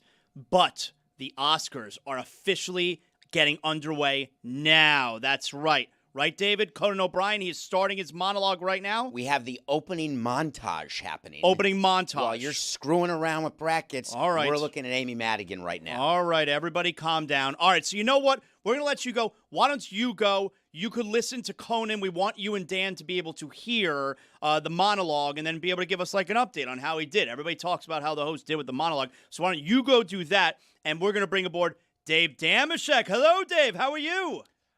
Oh, Zaz, I'm better to see your face looking back at me right now. What a pleasure. Real quick, you know what Chris Cody, as soon as this ends, you know what he's going to go watch at home. Oh, he may here be we go. disappointed Some by smut. Swingers. Oh, okay. Swingers, right? Like, he and the wife are going to be like, wait, this is not at all what we thought this movie was going to be about. Thumbs down. I got so many tweets Right? this weekend about how much Dave loved my story, my revelation about Well, my how life. did your wife? I was happy My for wife you. doesn't hear anything. Okay. Not a single thing was mentioned about it. All right, that works out then for you. Dave, you have a back in my Dave for us here? I do. Sorry for stepping on the Cody family toes here, but here we go. This is a movie-specific back in my Dave. Movie tropes used to mean something. You know what I miss? I miss the scene when the two guys are wrestling for the same gun, and then it goes off, and you don't know who got hit because they both make that same stunned stroke face at each other and hold it for like 7 seconds until finally after like those 7 seconds go by, then somebody finally falls down. But really, it's a wasted 7 seconds because we already knew it was going to be the bad guy who died. What, they're going to kill the good guy? Mama didn't raise no fool. And I miss when zombies were at least nice and slow. At least I could rest easy with the knowledge. If there ever were a zombie attack, they wouldn't be able to catch me because you can't eat what you can't catch. Now, though, I feel like I'm living on borrowed time because of the fast zombies. And I miss when a semi-regular cause of death in movies and only in movies has never, ever happened once in man's recorded history. We've talked about this before. But like dying while fighting on top of a moving train. No one's ever actually died that way on the planet Earth. But hundreds, nay thousands of characters lost their fictional lives while throwing hands with an action hero. The death toll among just Bond villain henchmen alone has got to be in the 4 figures.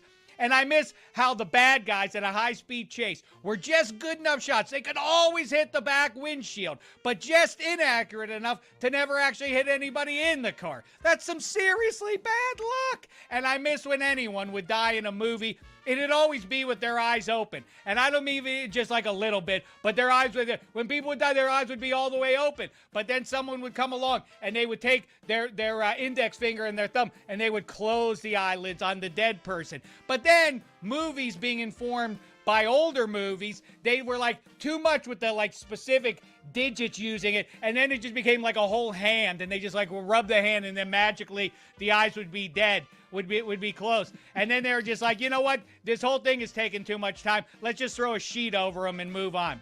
And I know a lot of people are with me on missing the days when movies weren't preceded by a half hour's worth of commercials. But the one that's plumb inexplicable and therefore deeply vexing is the one for the movie theater itself. Come see your movies at blank movie theaters. Hey, movie theater, we're already in you. Let's chop and make with the show, eh? And when the movie ended, it was over. You didn't need to sit through the credits unless you wanted to see the name of a family member who was a key grip or something up on the big screen. Now I got to sit there for an extra 5-10 minutes watching this scroll in small font to see if there's some leftovers to share. And I like leftovers, but still. And I miss when fraudulent Hollywood marriages were buoyed by public displays of assaulting wiseacre Oscar hosts. It's like being a beard in exchange for A-list status has lost all meaning. And this one, even it's not as bad as it is in Cannes, but still, I miss when the Oscars didn't require 27 standing ovations over the course of the night. I'm not against honoring enduring achievements, but come on, he who starts the standing ovation is really honoring himself for being a great guy as much as the person they're ovationing. So somehow clapping from a seated position now makes you a jerk if the person in front of you stands, and no one wants that. So now you've got to get up, and you know what that means for the person person behind you. So now we're all standing here clapping like a bunch of jackasses, potentially wasting valuable seconds that could have been used to get a little further away from the fast zombies that are going to be here sooner rather than later. That's how it used to be back in my Dave. Wow. Very good, Dave. Great dismount there, Davey. Excellent job. And I can tell you, Dave, literally, when you were talking about 27 standing ovations, they were giving the first standing ovation of the night as Conan took to the stage and everyone rose to their feet and gave a standing ovation. How about that? It's like Pink Floyd, Dark Side of the Moon, and the Wizard of Oz. You did it there, Dave. 2 on the nose. The only thing I hate more than all the things I just listed, maybe I admire it deep down and I can't admit it because I'm vain, is Joe Lenardi. Somehow this character, and it's gone on for like a quarter century now too, so it's no fluke. It's not 15 minutes. Somehow this guy has turned 15 minutes of annual work into a full-time, I'm assuming, very lucrative gig. I mean, what? Oh, did you hear he got 97% of all the names right on his 6 days? Yeah, we all could do that. Try like that. We all know who the 3 or 4 teams on the bubble are. Guess right on those, and you can claim to be as smart as Joe Lenardi. Fat. Can I tell you? Does anyone agree with me here? Joe Lenardi is the best at what he does. He's obviously fantastic. All right, and he pretty much. What's he do? No. But Listen. Teams that are going to the tournament. Here's the point, though, Dave. I feel like it's too much information for us. Like, we used to be able to turn on the Bracket the Selection Sunday special, and you kind of, like, you know the big teams that are getting in, but you're totally surprised with who's getting in, who got the at-large bids, and what seeds they are. I feel like so much of the suspense has been taken away because, like, Joe Lenardi is too good at his job. I think I see what you're doing here. You're saying chicken or the egg. I think the chicken is the tournament, and the magic trick is Joe Lenardi pretending as though he's summoning some basketball gods to provide him with the information. Like I said, we all know that there are 3 to 5 teams that are like right on the edge there, and a few of them are going to get in and 1 or 2 aren't going to get in, and he guesses who they are like the rest of us do, and somehow he gets outsized credit for being a bracketologist. The real masterstroke was naming it bracketology. By naming himself a bracketologist, he created an entire job for himself, and he's been living off of it for 25 years. It really. But here's the other thing about the tournament. That is the same thing with movies in the here and now. The last 20 years of movies and last 20 years of college basketball teams, the best of them wouldn't stack up with the losers from the back end of the 20th century. Do we agree with that? We talked about this a few weeks ago, but certainly the best movies today don't hold up with, say, the mid-'90s movies, and whoever wins the national championship in basketball wouldn't stack up with UNLV or any of those teams, or Phi Slamma Jamma even. There are a number of teams that didn't even get to the Final Four, at least didn't cut down the nets, that would beat anybody in college basketball. Well, but we know the reason for that. That's really simple, Dave. I mean, it's because back then you had the kids who stayed 3 and sometimes 4 years in school. Yeah, well, it stinks. I'm a busy man. I have to spend my time watching this nonsense, this second-rate basketball. Fat. All right, I hear you. Can we go out to Party Supreme? What do you got for us, Jeremy?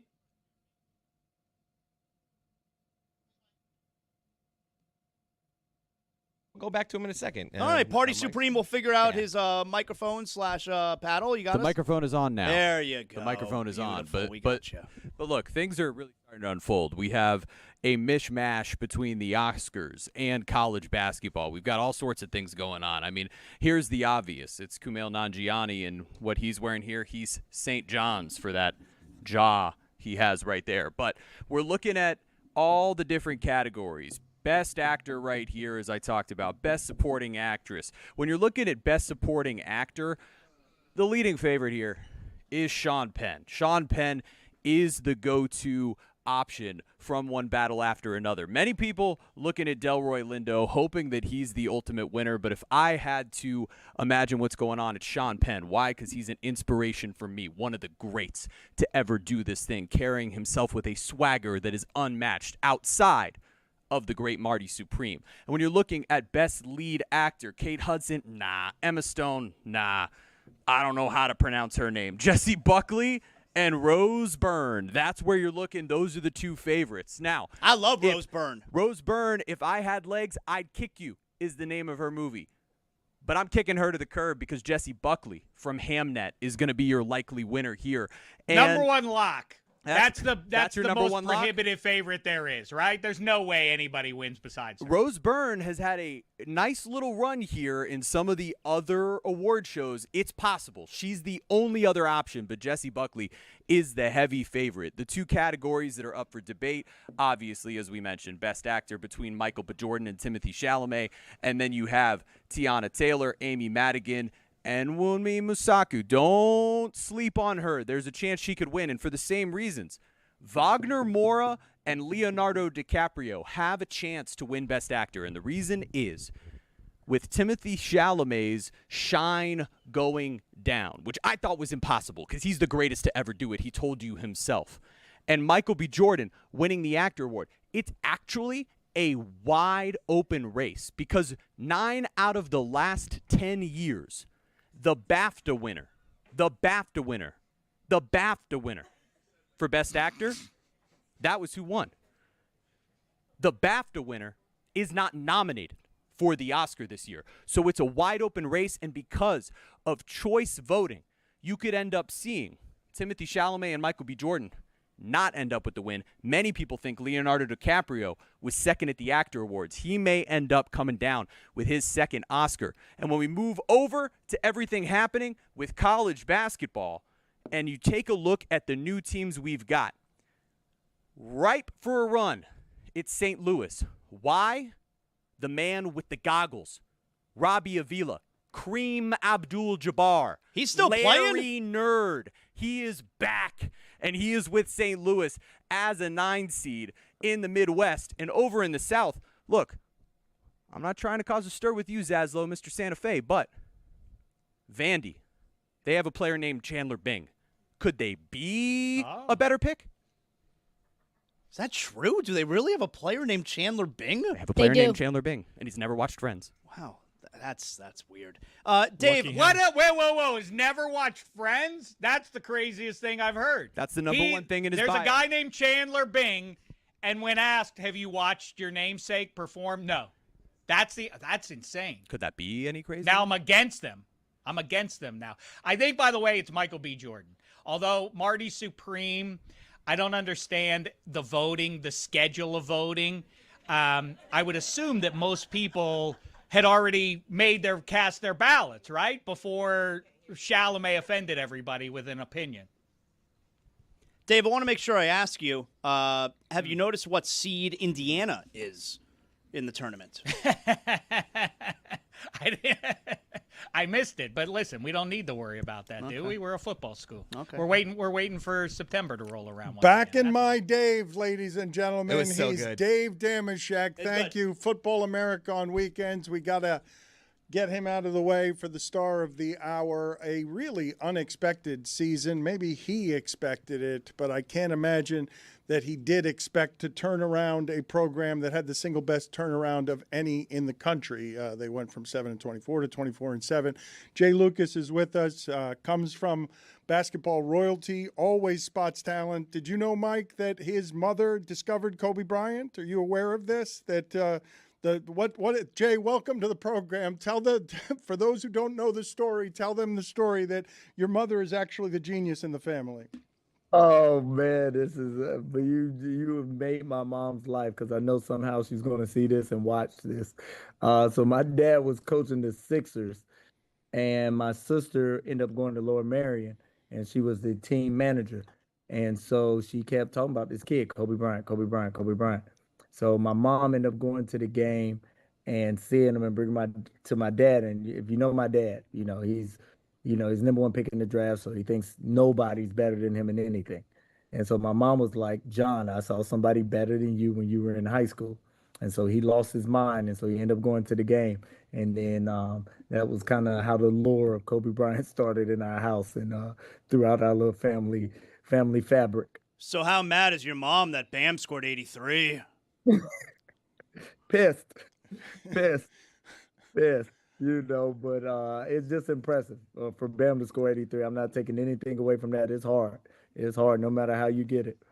People are talking about you as a Coach of the Year candidate. So you get your team together at the beginning of the year. You got no coaches from the previous staff, no players from the previous year. I tell you, wildest dreams. What does this season look like at the very highest end of your expectations? You would have given me what? I would have told you it looked like this. For me, I felt like I had a plan that could help us be competitive and win the first year. And to stick to the plan and then to execute it and to see it carry out. And you never know with injuries and all sorts of stuff. And we had all sorts of stuff happen to us this year. Things you don't imagine as a head coach, especially a first-time head coach. But to see it execute and to see them carry it out, it was pretty cool. But I felt like we could be in the top 4 of the ACC. I didn't know what that would lead to, but just to have a 7 seed and to be able to continue to play in March is all you can ask. So you're playing against Missouri in St. Louis. Does that feel right to you? I mean, it's kind of been our story for the year. We've kind of been disrespected and looked over. So it just kind of goes, and I like it. We've won on the road more than anybody in the country. So this is just another road game for us and business as usual. So when you say you like it, though, is there anything that you noticed? I noticed Louisville was seated higher than you, and I was wondering why Louisville was seated higher than you. It didn't make any sense to me. Was there anything that you're looking at and you're being like, not that you're going to complain about much, you'll play who they put in front of you, but you're like, why is that way? Yeah, the only thing was just playing Missouri, where I was like, well, why? At least they could have put us in Tampa or something. But, what we do kind of travels. We play a certain brand of basketball, and so for me, what you do is an elbow in your neck. That's what you do. We just try to throw it at the shot clock and go get it. So that's what we try to do the best. No, but we play big. We're physical. We play to our strengths, and we lean on that. Coach, will you call anyone this week for advice? Is there anyone that you'll lean on a little bit? Yeah, working in the SEC, being at Kentucky with Cal, of course, I'll call Arkansas. I got friends everywhere throughout the league, so you just call the former people that have played against them in the SEC just to try to get some nuggets and some notes. And, of course, I already start watching the film, so just getting ready. And then once we get in there, you just got to try to keep it as normal as possible. That's the hardest thing about the tournament. You mentioned Coach Arkansas, and I would be remiss to not ask your opinion on that man, Darius Acuff, and how you feel like he's been having as a season. Feels like his stock in the draft has really risen in the last week or so as well. I mean, he went to a guard whisperer. He went to somebody who's done it before with people like him. And, he's really performed as a freshman, all the freshmen in the country, but especially him. Being kind of not talked about, SEC Player of the Year, Freshman of the Year, win the conference tournament. I think his stock has really risen. Can you explain to us what it means to be your version of Miami physical? The last game you played against Louisville felt like a football game. Like the way that you guys play is super aggressive in the three-point age. Don't make free throws, don't make threes, but I'll put an elbow in your ear. So when that kind of physical, you knew it was going to be so before the season started? I did. And if you watch all the good teams in the country and all the teams that have won, it's what wins. You look at Florida last year. You look at Florida this year. They make 6 threes a game like we make 6 threes a game. They play the same brand of basketball. You watch Arizona play. They play the same brand of basketball, although they do make more free throws, but they make 5 threes a game, and it's the same thing. And then UConn, the years before, the 2 championship teams played the same way. When I was at Duke, we were good last year because we were bigger than everybody. You get to the Final Four, Auburn, Houston, Florida, everybody plays the same brand, and it's where basketball is going. I know a lot of analytics people will tell you got to shoot the 3, you got to do this, and you got to do that, but just read the eye test, and they'll tell you what's winning. I don't know if this answer is different, but if I ask you who's your toughest player, is it the same as your answer to who's your most physical player? No, it is not. So what are the answers to both of those questions?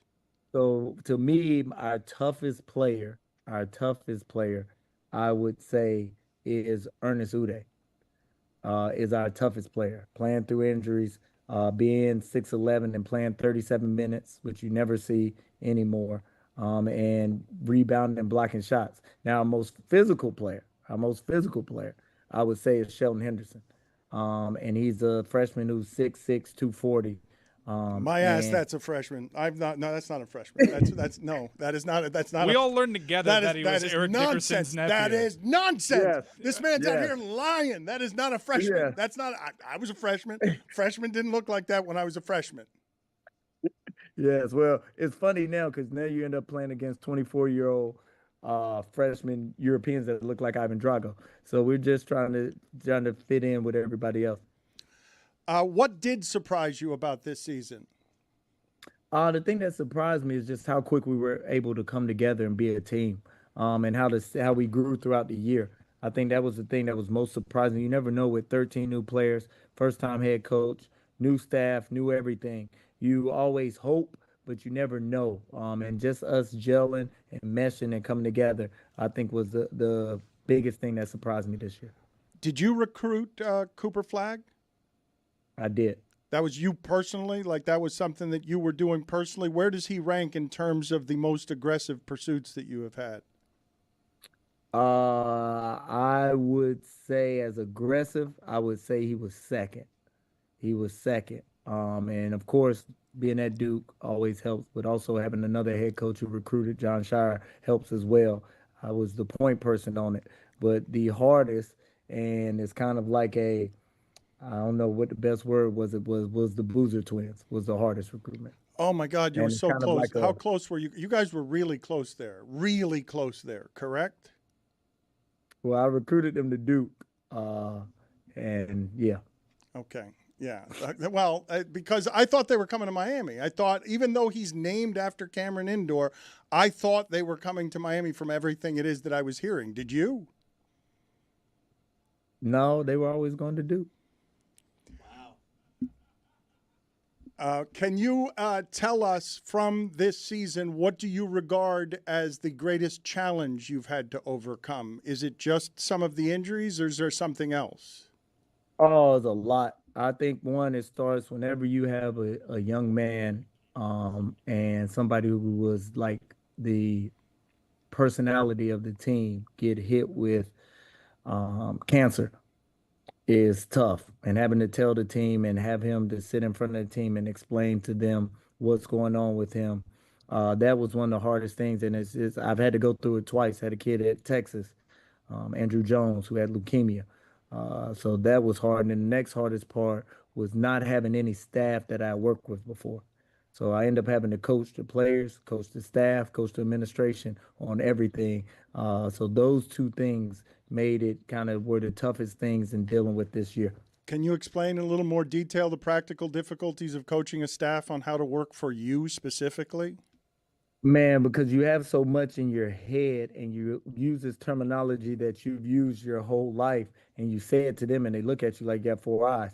And so now, usually when most head coaches, and it's not first time, but most head coaches who get a new job bring everything with them. So they bring their shop. So all the coaches know the drills, they know the terminology, they know how you like to teach, you're not the coach.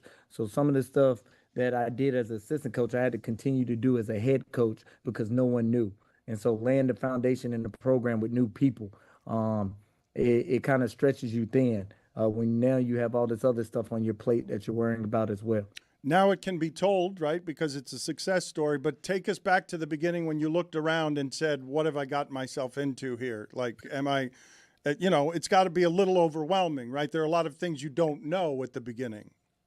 Yeah, I would say the best thing I did was come as soon as I did. I didn't go through the March Madness. I didn't go to the Final Four. I didn't do the conference tournament at Duke. I left after the regular season game.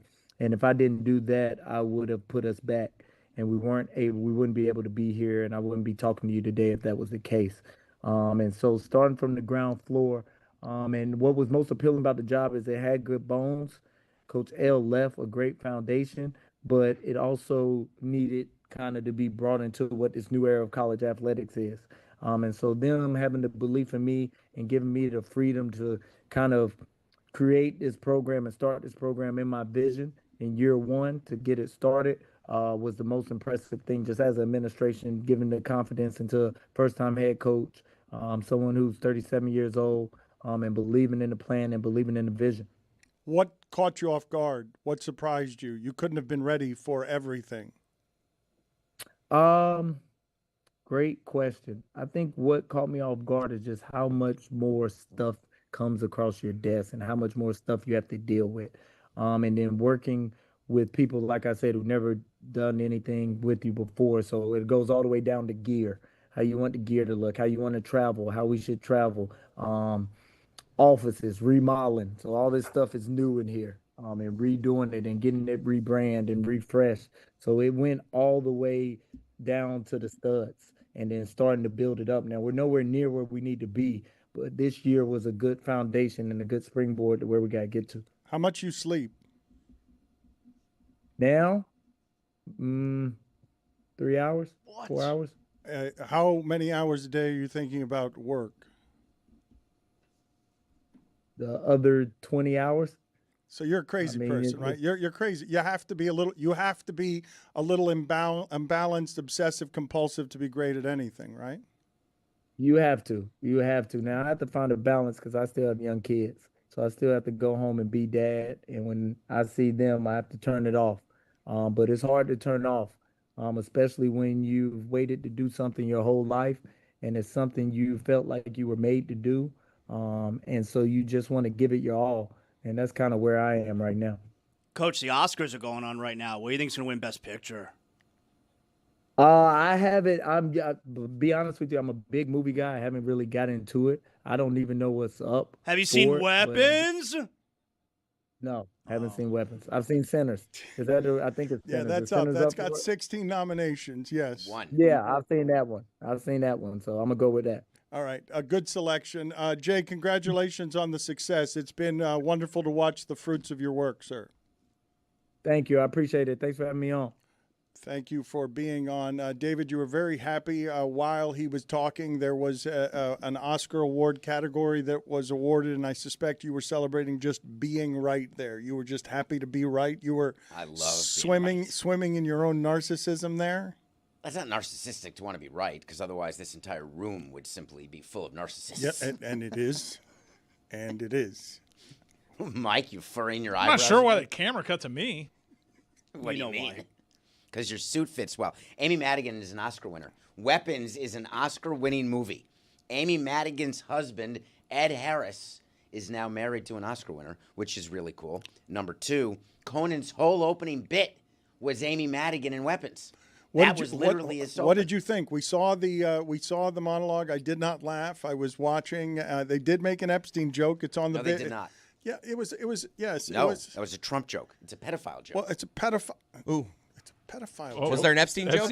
Epstein? We should update our bingo, Dan. The world's best bingo. I'm counting it. We have 7+ ACC teams made the tournament, so that we can check off our board. They did kiss Amy and Ed Harris, so we had 2 people exchange saliva.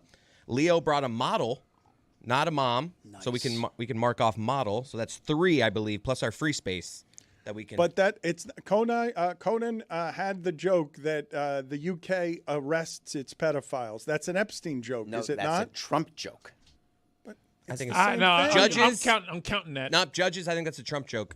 But it's a pedophile joke. If it's a pedophile joke, it's an Epstein joke. It might as well be what Kimmel's calling it, the Trump Epstein files. It's the same book of pedophiles. It's by association. So it's an Epstein joke. Let's go to the sounder for a ruling. Yep, it's good. What kind of sound library? What is that supposed to mean? What sounds do you have at your availability there? You don't have. Anytime there's a bingo. Sounds. Well, not anytime, you're right, Roy. Not anytime there's a bingo, anytime you can mark a thing on your bingo I was card. disappointed in the monologue. They put a lot of effort into the taped portion of it, and it had a lot of creativity in it, and it was the scene stealer of the monologue. Was there a market for Josh Groban appearing in the monologue? I don't Could think you so. get bet on that? Because I hadn't heard of the rehearsal. Josh Groban sang some opera, and he led off with a Chalamet joke. That's how weak the monologue was. The best he could do was a ballet opera joke off the jump, which I thought just showed weakness. What about the rest of his jokes? Those weren't great either. Trista, what are you eating? The chicken wings there are exceptional. If you didn't have any of those. That's way too messy. I can't do. I mean, come on. I can't do a chicken wing in this. It's your popcorn. Yeah, she was complimenting your popcorn earlier. So I've dissected this. It is coconut oil. It is tagine. It's supposed to be a tahine. secret. Trista. The ingredients are secret, and I will never reveal them. And the one that nobody gets, because this is my favorite, as I jang-a-lang, it is nutritional yeast.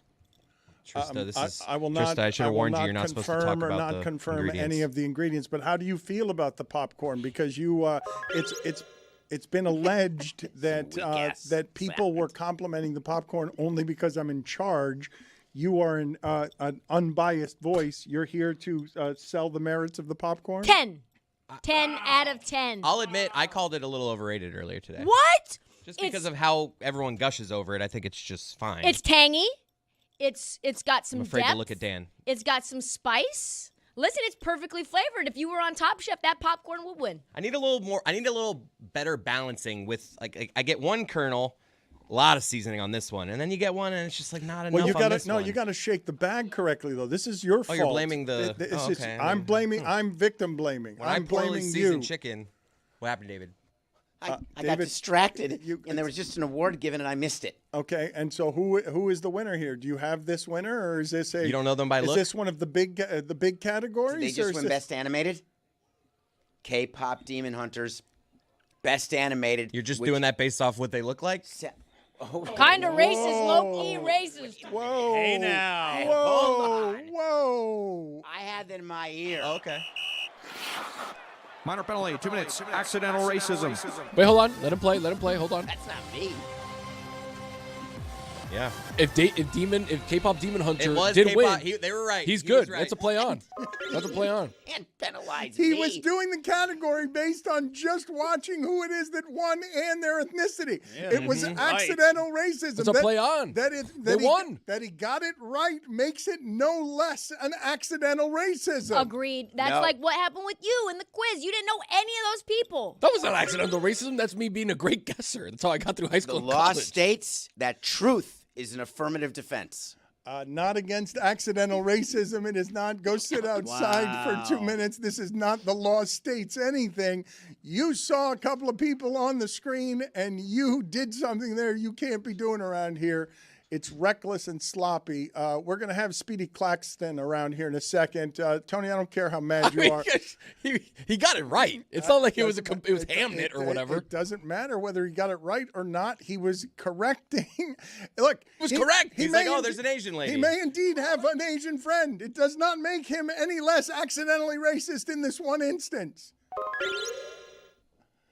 That sound is not the sound to accompany accidental That's because racism. an analyst picked the 13 over a 4, so we can cross that off our board as well. Roy, how are you feeling about the popcorn? Trista has complimented the popcorn. It's been a long time since the popcorn got compliments because you guys are spoiled on the popcorn, and Chris Cody does things like that where he blames the popcorn seasoning for being incorrect even though he didn't pour it on there correctly. It's excellent as usual, but unfortunately I'm getting them all over my suit, so I got to be careful. Yeah, that happens. You get a little bit of the crummy fingers there. Zaslow, is there anything from the brackets that we missed? Where are the levels of outrage? Jay Billis is going to join us, and he'll give you some sleepers so that you guys can start putting together decent office pools with a little bit of help from an expert. But what have you seen from people getting angry about whatever it is they get angry about? Yeah, I'm not sure there's any outrage, but I think UConn's in an interesting spot because UConn got crushed in their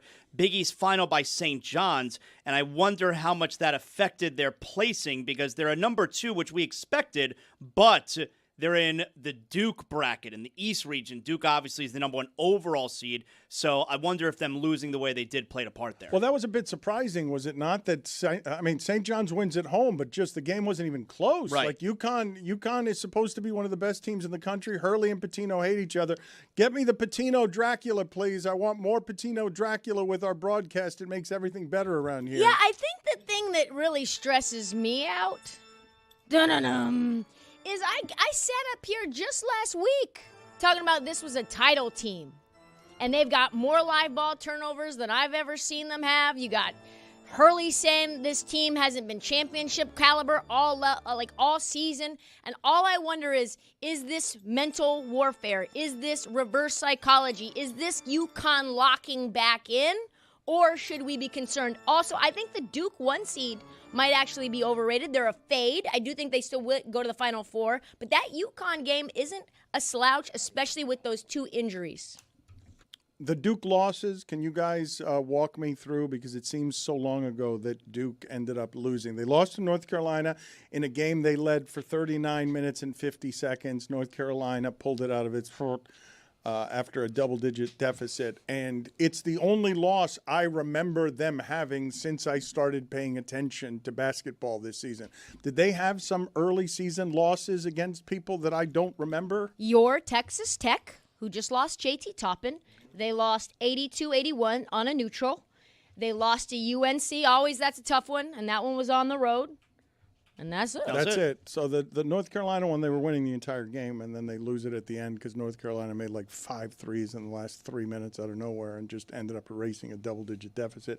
But you've seen Duke play. Cam Boozer is in the post, the most unstoppable thing there is in the sport in the post, and he passes very well out of the post. Well, and Caden Boozer was the one yesterday who led the team, too. So, yeah, like it wasn't even Cameron who led them to that championship. Do you guys have any top 5 lists here as Tony prepares for the World Baseball Classic? And I see Marty Ken Rosenthal Supreme just interviewed Fernando Tatis Jr., Dano.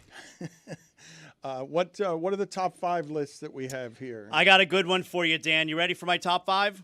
I am. That's why I asked for it. Top 5 white guys to watch out for in the 26 NCAA tournament. Got some exciting whites here. You ready for this? TJ Power of Penn just scored 44. Top 5 white guys. I got some OLIs, all right? Just for the fun of it. Bruce Pearl. I think he cost his son a bit, if anything else. He was out there stumping for nepotism in Auburn. Get the hell out of here. Wait a minute. Tristan and I are making the same face. How are we going to watch him? He's nowhere to be found. Well, the OLI, all right? Hang Thought it with was him. orange guys. All right. Also, OLI, Dan Hurley. That's another orange guy. These are orange. He's more red. He's always angry, just lots of yelling, kind of a crazy person. Also, one more OLI, apropos of nothing, Jim Spinarkle. Number 5. This is what you call, Dan, a 3 and no D guy. All right, kind of like a budget Wally Serbiak. You ready? You know about that high point? How about Chase Johnston? Chase Johnston, Big South Tournament champion, high point. He's a senior, by the way, out of Boca. All right, you know they shoot nothing but three-pointers this high point. Well, Chase Johnston, he's 0 for 4 on the season from 2-point range. He has shot 4 2-pointers all season long. He's made none of them. He's terrible from 2. Shoots 0%.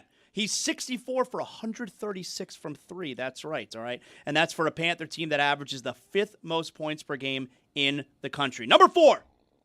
This is the Euro Nepo baby guy, all right? Now, you may have thought that Domantas Sabonis brought that Lithuanian heat from Gonzaga a decade ago, but wait until you get your eyes, Dan, on Andrei Stojakovic from Illinois. Do you want to guess who his father was? Peja Stojakovic. That's right. Averaged more than 13 points a game this year, nearly 50% shooting. Peja, by the way, also has a daughter who plays volleyball at Pacific. What a family. Illinois' offense. They're the number 1 offense in the country, are they not? By pace? Are Sure. They not? Number 3.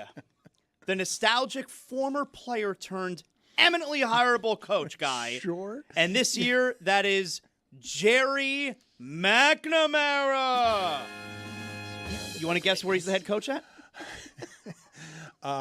Sure. Well, no, I don't want to, actually, because it's not Syracuse, right? It's not Syracuse. Well, Syracuse job's open, so he probably wants that now. But no, he's not the coach of Syracuse. He's the coach of Siena, who is going to face Duke in the first round. That's right, Dan. The Saints, they're on a run. He was annoying as a player. He's a coach now, though. It's a different thing than being a player. Number 2, This is like the Lost in the Secret Sauce guy, all right? How about Mario St. Superi of Gonzaga? He went viral last weekend. I don't know if you saw this, when he fell into the Oregon State cheerleading section. I mean, what a moment for that kid, all right? His teammate had to be like, hey, buddy, come on. He was smooth. He enjoyed being in that pit. He had a hard time getting up. There was a boob brush. Yeah, he's like, I'll take my time here. Somebody come help me. All right, there you go. And finally, the number one guy to watch out, number one white guy to watch out for in the tournament is, you know about that fan who was singing Goo Goo Dolls during your team's free throws? Listen to this, Dan. Held to 3 in the first half. Foul was Minor's second. Corey hits the free throw despite the presence of the really loud guys singing the Goo Goo Dolls behind us. Not sure how that didn't throw him off. You know what? This is some list to be on. Duke and Duke. Freshman 30. Yeah, I agree with this one.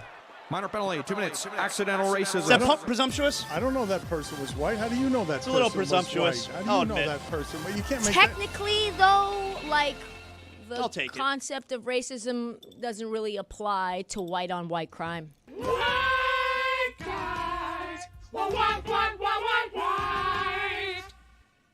Put it on the poll at Le Batard Show. If you like the Goo Goo Dolls, can we assume you're white? At Le Batard Show. Because I think that's what he was doing there, but I still don't think it is fair or right. Has there been another category announced here, David, or is it? I Yes, saw a bunch there of people has. dancing. Well, Are you that's one of the best songs. Are you 3 for 3 now? Or are you? There's only been 2. Okay. You just missed one of the best original song performances. There's only going to be 2, and we were hearing that list of non-white white guys while we could have been watching Sinners and the song, but I missed Animated Short. I cannot believe Butterfly lost. I'm 1 for 2, and I am furious. To be fair, it was a terrible list by Zaz. Like, I did this list last year, and it was the list of secret sauce guys, which are all white guys that play guard. But Zaz didn't understand that, and then they gave him the top 5, so I was like, you know what? I'll let him cook. I'm not going to take the shine. Obviously, I beat the Quiz Tony game. I went 8 for 10 or 8 for 9 or whatever it was. That was incredible. And I was going to give him the secret sauce list, and all of a sudden, he doesn't do it, and it was terrible. But I think what we should have done is what we do every year this time of year when New Mexico has a 400-pound kid at center. The 5 guys who you're going to fall in love with, and women who are body fun, because we should have Body fun. Yeah, okay. 5. You know what I'm talking about. Every Different year, body. every time that the tournament comes around, somebody's got a 420-pounder who's playing 20 minutes, and that person is somebody that everybody roots for. That's fat shaming. He's not 4. I'm rooting for him. Guys that will have fun watching. I agree with you. I am rooting for an underdog. I'm not shaming that person. I'm celebrating that person. Why'd you say 420? Like, is that a pot reference? I'm just making a 420-pound reference so that I could just say somebody who fills out a uniform. That's all I'm trying to say. Before we go to Speedy Claxton, though, let me go out to Marty Supreme out here and get the update from Marty, Party Supreme out there. Excuse me, Party Supreme. What do you have for us? Yeah, not mistakes like what you just made, Dan, because I'm the greatest to ever do it. Amy Madigan, another one of the greatest to ever do it, takes home her first Oscar for what, Zaz? What movie was she in? Weapons. For Weapons. She takes home the Best Supporting Actress role. What we just saw on the screen was an incredible moment where they brought a scene to real life with the musical performance from Sinners. In that performance, we saw Brittany Howard from Alabama Shakes. Alabama can shake things up in the Northwest. As a 4 seed, they could potentially take down Michigan if St. Louis and Dan's favorite player, Kareem Abdul-Jabbar, don't do it first. Vandy on the other side here. But what we're looking at now is Amy Madigan having won. Now that makes Sinners mad. Will they be mad again? Because ultimately, they just lost their first of 16 potential wins with 16 nominations. That was a record. We also saw K-pop Demon Hunters take home animated film. That's a golden statue for them. And then it was the girl who cried pearls, not Bruce Pearl, but the girl who cried pearls, ultimately taking home Best Animated Short.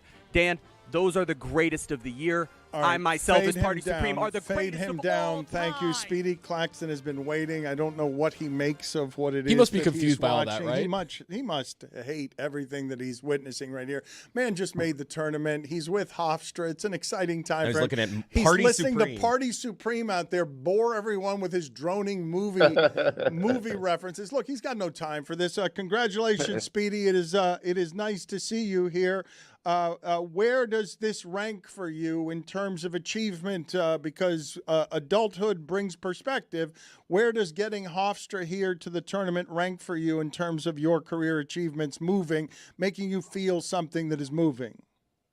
Honestly, this ranks right up there with winning an NBA championship. Like, bringing this joy and excitement back to Hofstra means the world to me. Everybody knows that this is my second home. Hofstra means so much to me. So to give them this joyful moment, like, it's truly amazing. I don't think, though, that people do know what it means to you because the people who know your story do. But how about for the people who don't know what it means for Hofstra to make the tournament for the first time in 25 years? Yeah, this is everything. It's big for myself. This program, the university, hopefully, it'll help boost enrollment. But to have our name on the bracket, I can't tell you how many text messages I got, DMs, emails from alumni that, they're just proud of this moment. They're happy for me. And everybody's excited. It's big for the community. How often when you are coaching do you hear Pop's voice in your head or feel something from your past in the way that you address coaching situations? Man, I love Pop. Like I always say, the biggest thing that I took away from playing under Pop is, treating everyone the same, whether it's your star player or the last man on your roster. Make sure that you include everybody, because then you guys will be a total unit. You don't want anyone to feel left out or feel less than. Who have you learned the most from? Honestly, I would have to say my mentor, Joe Mihalik. He's the one who really taught me the college game and how to see the game through a coaching lens. So I would say Coach Mihalik. If it wasn't for Coach Mihalik, I probably would not be sitting here in front of you today. What did you expect this season? Honestly, I was just going into it not knowing what to expect. I had a totally new team. I had a couple of guys, coming back from the prior season, but they were pretty much all, role guys. Cruz Davis had he had a decent year for us, but he didn't make. It's not like he made all conference. But to his credit, to German's credit, to Sal's credit, like they all made significant jumps. And that's a lot of today, in this current landscape, the guys that you can retain is going to be important, because the fact that we were able to retain those guys and they knew what to expect, they knew what we wanted from them. Like that's why we were successful this year. Can you tell us one of the untold stories of your team, your cousin, a man named George Bell? My man George. Yeah, he got wrongfully convicted. Actually, when I was here at Hofstra, I forget what year exactly it was, but he got wrongfully, like I said, he got wrongfully convicted. So he had to go and do some hard time. And he recently got released. The conviction got overturned. And, growing up, he was like my brother. He was my brother. So he missed out on a lot. Good times in my life. He wasn't there for any of my NBA experience. And like I said, we grew up as brothers. So to have him home and for him to be able to share like this segment of my life means the world to me because he's with me every step of the way. He's gonna be out in Tampa rooting for us. Glad to have him back home. What do you remember about your tournament appearance as a player? We were in Buffalo, played a tough Oklahoma State. Desmond Mason, who later on became one of my teammates in the NBA, Doug Gottlieb. I remember dislocating my finger, which is it's still pretty messed up to this day. And then once I went out and I went to the back, they kind of took the lead and actually got off to, they took a significant lead. But once I came back, we kind of played them evenly throughout the rest of the game. So who knows what would have happened if I never would have got hurt. Last thing before we let you go, can you tell us, sort of put us next to you at the most moving moment? Is that Ollie? Yeah. That's Yeah. Trista's Ollie dog. doesn't like that Trista left. Trista's dog is mad. The emotional support dog is mad that Trista's in another room. That's right. All right, well, let Speedy go and stop with the cruelty to animals in a second. But Speedy, can you tell us when you think of walking back onto the campus, having the job as Hofstra's coach, whatever it is that you were feeling at the most moving moments, can you put us there next to you as you were getting this job at this school?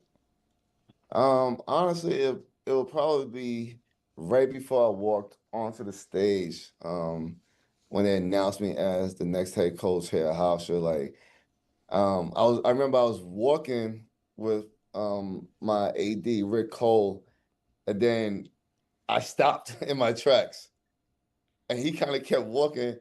And I think at that moment, that's when it hit me.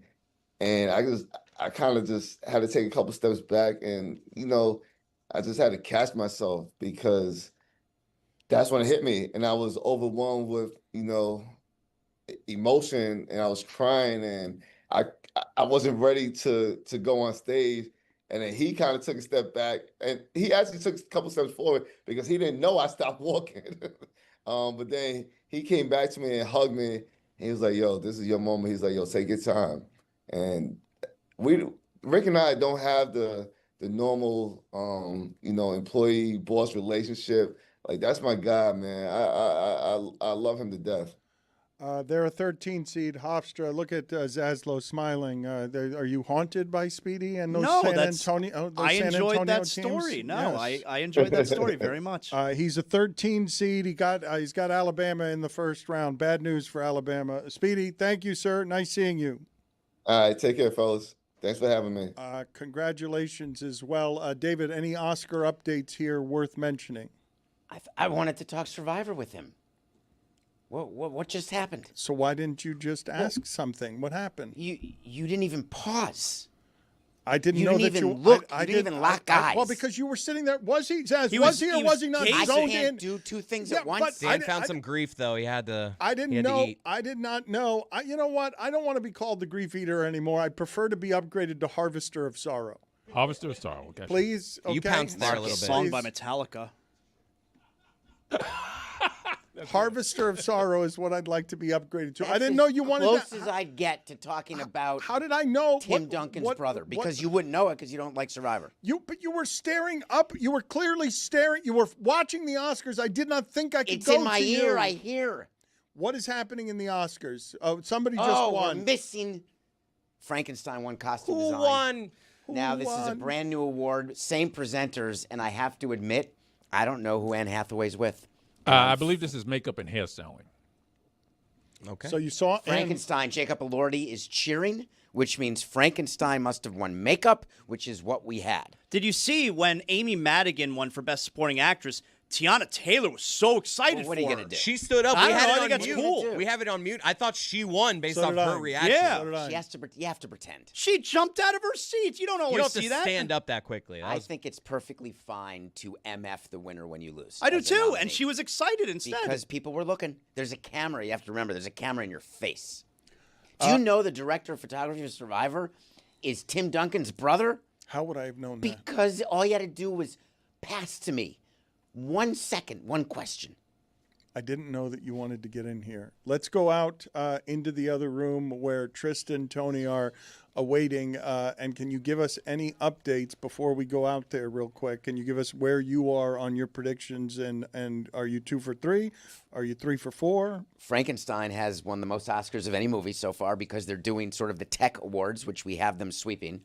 We lost animated short. We've won everything else. So and you were accidentally racist, so it was a double loss for you. That's tough. So I don't see it that way because I did have K-pop Demon Hunters That's as an animated fine, feature. but everyone else sees it that way. But that's not how it'll be remembered. Let's go out. That is the cue to go out to Tony and Trista. People remember. Take it away. Take it away, Trista. We have a very big quiz, Tony. I don't think you're going to be able to do the shenanigans. What shenanigans? That you pulled last time. Just be right? Just guess your little ass off and make a mockery of this whole thing. Okay. We've got a new game. Do you find yourself to be, would you consider yourself to be a lover of women? Of course. Yeah? Of course. What about a lover of women's basketball? We know David Sampson loves women's basketball. He's been hoping that these women get a revenue share pretty much all year. Me too. So do you think you could decipher the difference between Oscar nominee for Sinners or women's basketball star? This is potentially dangerous, but yes. Do you like to live on the edge of danger? I do. Okay. We're going to go Autumn Arkapaw. Autumn Arkapaw. So I have to say if either she's in Sinners or if she's a women's basketball star. Yes. That's what you're saying. Okay. She's in Sinners. Cinematographer. Sinners. Monique Champagne. She's a WNBA player. This is a women's college basketball topic. Women's college. She's a women's college basketball player. This is ridiculous. She plays at Tennessee. This is getting really like we're getting.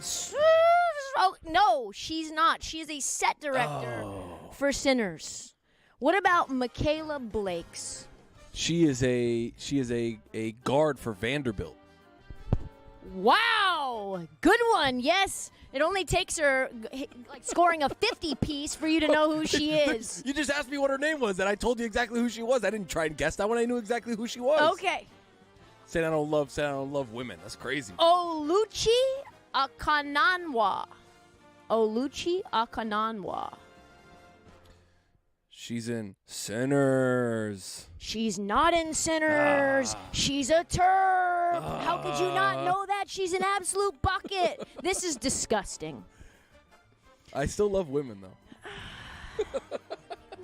Your lover of women card is going to get taken. No, that's impossible. Never. I'm starting to sound like Zaz. It's freaking me out. Shanika Terry. Shanika Terry. She is a CBB star. Hairstylist. Sinners. You're like one for at this point. I got the most important one, though. You did. She's only one of the most famous ones in women's college basketball, and you said WNBA in another time, so here we go. Sarah Strong. Sarah Strong. Yeah, this God one hasn't so been help great. me. Yeah, this one hasn't been great for me, but she's a college basketball star, Sarah Strong. Where does she play? She plays at, hold on, give me a second. The Big Ten. She plays in the Big Ten. Where's Oh, this is really bad. she plays for Michigan State. This is really bad. She's one of Gino Auriemma's own. Of course. She's gonna go down, Tony. UConn, of She's gonna go down, Tony, as the best college basketball player in women's basketball history. That can't be true. She is That baby can't be true. Jokic. She's gonna be.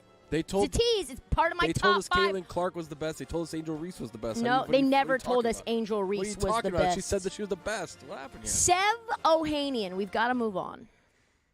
Sev Ohanian. Sinners. Producer. Yeah, Sinners. yes, producer Sinners. Hannah Beachler. It wasn't even a woman. It was a dude. What are you guys trying to pull that far in the bag to try and stump me? This is crazy. Can you imagine? Could you imagine you not knowing the difference between a man and a woman? That'd be crazy. Hannah Beachler. That's a woman. Hannah Beachler plays for Tennessee. Or Notre Dame? Oh, Notre Dame. No, actually, she's the production designer. Oh, but you can't do that. For Sinners. Wait a second. You can't do that. You can't change the school on me. Huh. Did she go to Tennessee? No, I don't think so. Can somebody Oh, look that up? Tony, this is tough. I mean, don't know. Again, like, It's a bad look for you as a college basketball fan and as a lover of women. I've been very busy. I've been extremely busy, and I haven't. Women, yeah. You said Dan? Yeah, no, I said woman. Yeah, that's okay. I've been extremely busy. He is actually, as a married man, he is the lover of woman, and he should stop saying he's such a lover of women. I have a daughter. Not a woman. No, it's a girl. That's baby, a child. little We baby can't girl. call children women these days. We certainly can't do that. I'm a lover of women. My mom, my sister, a lot of people in my family, Cynthia and Kirsten and Carmen. Where's Kristen? Wherever Jesse. Kristen is, Jesse. I'm a lover of women. What All else right, can we're I going to say? need you to lock the Who else fuck is out in here? for women's Hold on, guys. college I got an March update. I have an Madness. update. Ooh, something on the bingo card. Yes, Chase Infinity is currently on your screen. Ha! She is part of the new Academy Award casting. She's at Texas. Back to you, Trista. Those sound Chase effects Infinity. are She's a guard at so Texas. shitty. Longhorn They're zone. so Vic shitty. Schaefer zone. How many do we have? Okay, so we are very, very The problem far. is that I don't really play bingo a lot. We have to get them all in a row, right? Yes. Okay. Yeah. So we're far from all of them. You just have to get the B, the I, the N, the G, and the O. Yeah. We all have the same one though, so it kind of defeats the purpose. All right, we're going to come back to you guys. We're going to come back. Dan, I think they're done. This is it. Dan, I nailed the That's all we first have. one. Okay, I then we're nailed not the going first to one. I come don't know what back to happened you. here. Much more later. Get back in here. We're going to actually have the Big 10 Player of the Year here in about 10 minutes, but Adnan Virk has returned now. The World Baseball Classic is about to begin. We're going to have the Dominican Republic against the United States here.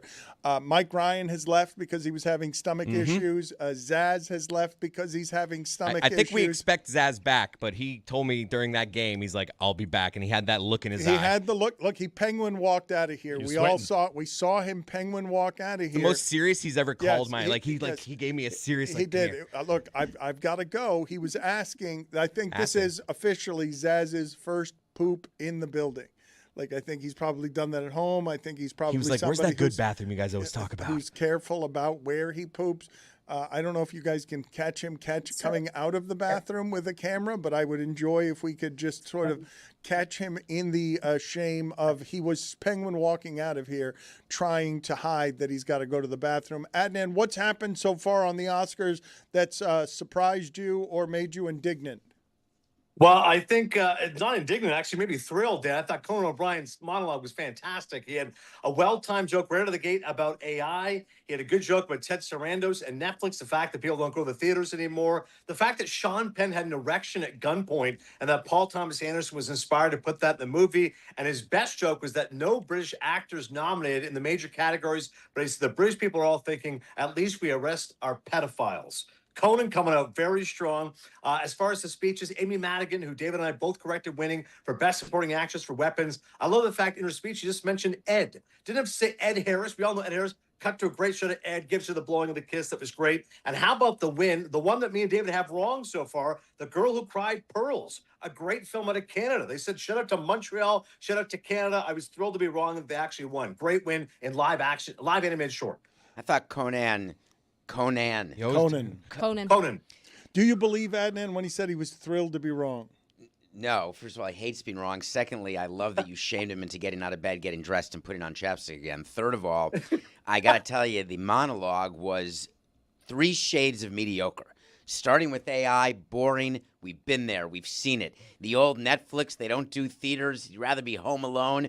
Whatever. Little shout out to Catherine O'Hara. Fine. Yeah. But certainly not like brilliant. I've gone to comedy clubs. I was and disappointed. workshopped I was disappointed. Well, I have high expectations for him because he's great, and that's a tough assignment. But I was disappointed by the monologue. I didn't laugh.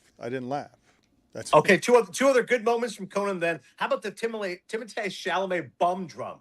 I thought that was fantastic. You had a bum drum on there on set. Shades of the masturbating bear, his great bit he used to do on Conan. And also, I love the bit he did about how, because everyone's watching media now on their phones, they're trying to make everything smaller and taller.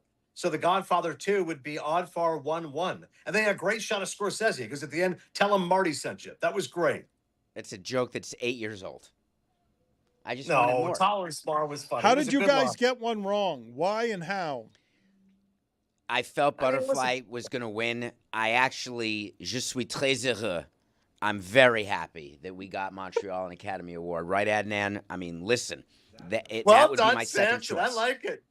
Dropping some French. Attaboy, David. David, what just won for casting? I have to keep up to date on my list. Did we get it right? It's very hard for me to see, except judging by the applause, I'm going to have to say dangerous Sinners game, won, David. which is what we said would win. Great.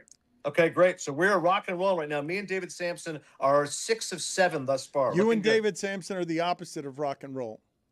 Why did you say that? We are aging rock and roll, white. Well, Adnan actually is young and You are white. Not white. I am an aging rock and roll. Adnan is not white. No, As far as it's a bad screen. Newsflash. I mean, I think that just the name kind of says it all. Oh, listen, don't judge a book by its cover. Sorry, Tristan. Minor penalty, 2 minutes. Accidental racism. Yeah, she's got to go. Why does she have Disgraceful to go? what she did to me outside. Why does she have to go? I was giving it to him. The fact we have a sounder for accidental racism means it happens more often than one might think. Yes. That's pretty good. Yes. One time is too often. 3 times on this show, I It's believe, happened so 3 far. times. We've been on for 2 hours. It's happened 3 times. It's one time is too many. And you just said Adnan is white. And I don't know what you're looking at. That was her. No, that was not me. All right, let's keep it moving. No, he's got to leave. I don't see where we're 6 for 7, Adnan. We got Deflection. supporting actress. Oh, no, you're right. You're right. I apologize. We're 5 of 6. We're supporting actress, Aha. animated feature. Good correction, casting, David. Makeup, I'm not leaving. costume design, and we're out on animated short. We have 5 of 6. She said it. No, I did not say that. You said it. You said Adnan was white. You said that. You need to leave for 2 minutes. That sounds not helping anything. It doesn't make the racism any more accidental or less accidental. It's not a bomb of any kind. It's just Dave, I'm going to look this up, see if you're right. Hold on. It's what if Dan, I feel like Steve Martin in The Jerk. Are you telling me I'm not black? what I'd like to know is how many people, because people make fun of me about this, okay? Adnan writing down with a pen as if he's scoring a Major League Baseball game. Yes. I don't believe many people in the modern age are doing technologically what Adnan is presently Old doing, school. which is grabbing a pen and a piece of Yep. paper. He's not writing it on a phone. He's not writing it in a notes app. He's just grabbing a piece of paper, and he's not doing it on a computer. He probably keeps every He's year. not using a calculator. Post-it notes from the West. Post-it notes. All right, so take us through. So is that a hotel pen? Is that a Weston pen you have? Weston pen here. We've got Weston that's a good pen. pads. That's that I'm good just pen. shilling here for the Weston. We got it wrong. This is the issue. No one is here. One battle after another. We just did a Warren Beatty, Adnan. Shit, we got casting wrong? Casting was one battle after another. This could be sucks. a landslide. We could be looking at shit. Sinners going over. Oh. Nah, they're going to win screenplay, Adnan. But What kind of landslide are you talking about? if you go if you go yeah. for 16, it's historically, you're talking Adnan. You expected Sinners to win that one. Yes, I did. This is a big upset for one battle after another to win casting as the award. Are they setting up to give Sinners Best Picture now? What was best case going into the night for Sinners in terms of how many of the 16 they could win? I had them at 5. And they haven't won one? The bigger issue that we have is that Adnan has already written it down in pen. Yeah. And so now what does he That do? sticky's going What in the is he- garbage. what does he Now we do? have a disgraced ballot. What People are is- gonna say, he's got "No, a this guy was post-it changing note. his ballot." Yeah. He's got a post-it Disgraceful note. ballot. And now, can you tell me what's going to happen later this night? Are you going to put all of these post-it notes on the headrest of your bed and just sleep in great tranquility because you got 13 of 16 right?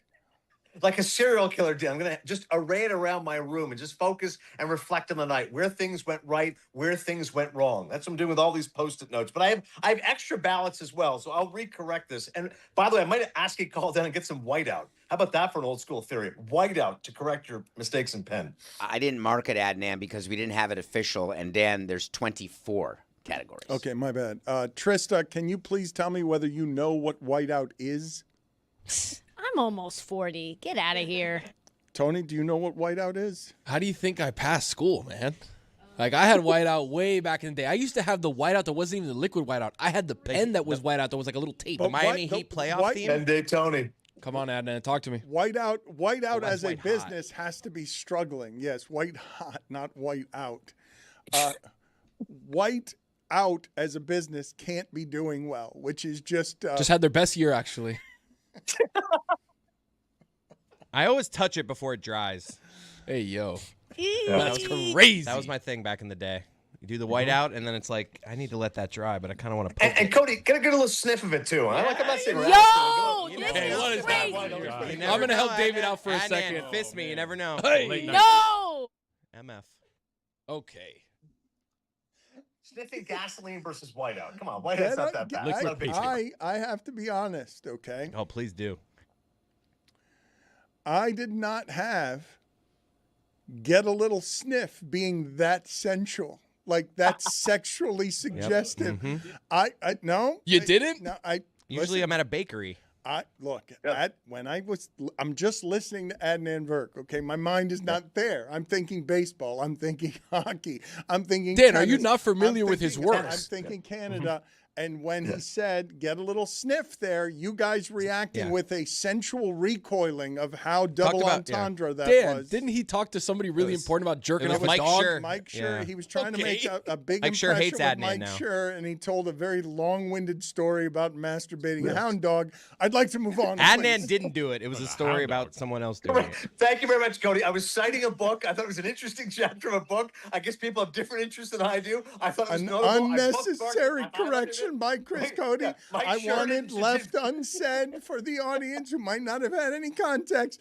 The whiff, the sniff, you might say, of, wait a minute, did he say that Adnan Burke had jacked off a hound dog? Wafted. I wanted to leave Wafted. that on the internet. And you Tony made with character assassination. I'm like, Oh, that's you true. said it, buddy, I not just- me. Yeah.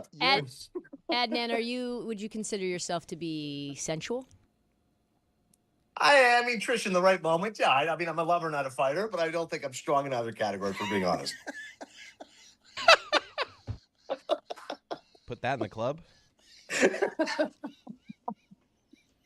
It's so important that you be honest about that. Nobody's looking at me and go, this guy's a real Casanova. Like, let's be honest. This guy likes baseball, movies, tennis, kind of a geek. People think I'm white. Like, there's a lot of issues with me. David is pissed off because he's now gotten 2 wrong. It's funny we do these watch-alongs, and yet I can't watch what we're supposed to be Well, watching. I believe this is what's pissing him off right now. This is the happiest day of his. Now, that's an excellent point by Cody. When Dan asked me to do this, I said, but what about actually watching the Oscars? I'm going to have to Can we watch take it when I get home. I'm going to watch the monologue. Like I haven't seen any of this. Here's what I was promised, that I'd have ears on the show. And I've got eyes, but not ears. There's no CC, and it's not in my ear. I can get it in my ear, but it's very distracting. This is broken promised land. So have we ruined? What a sad your, land. Have we ruined your happiest day? Has it been ruined?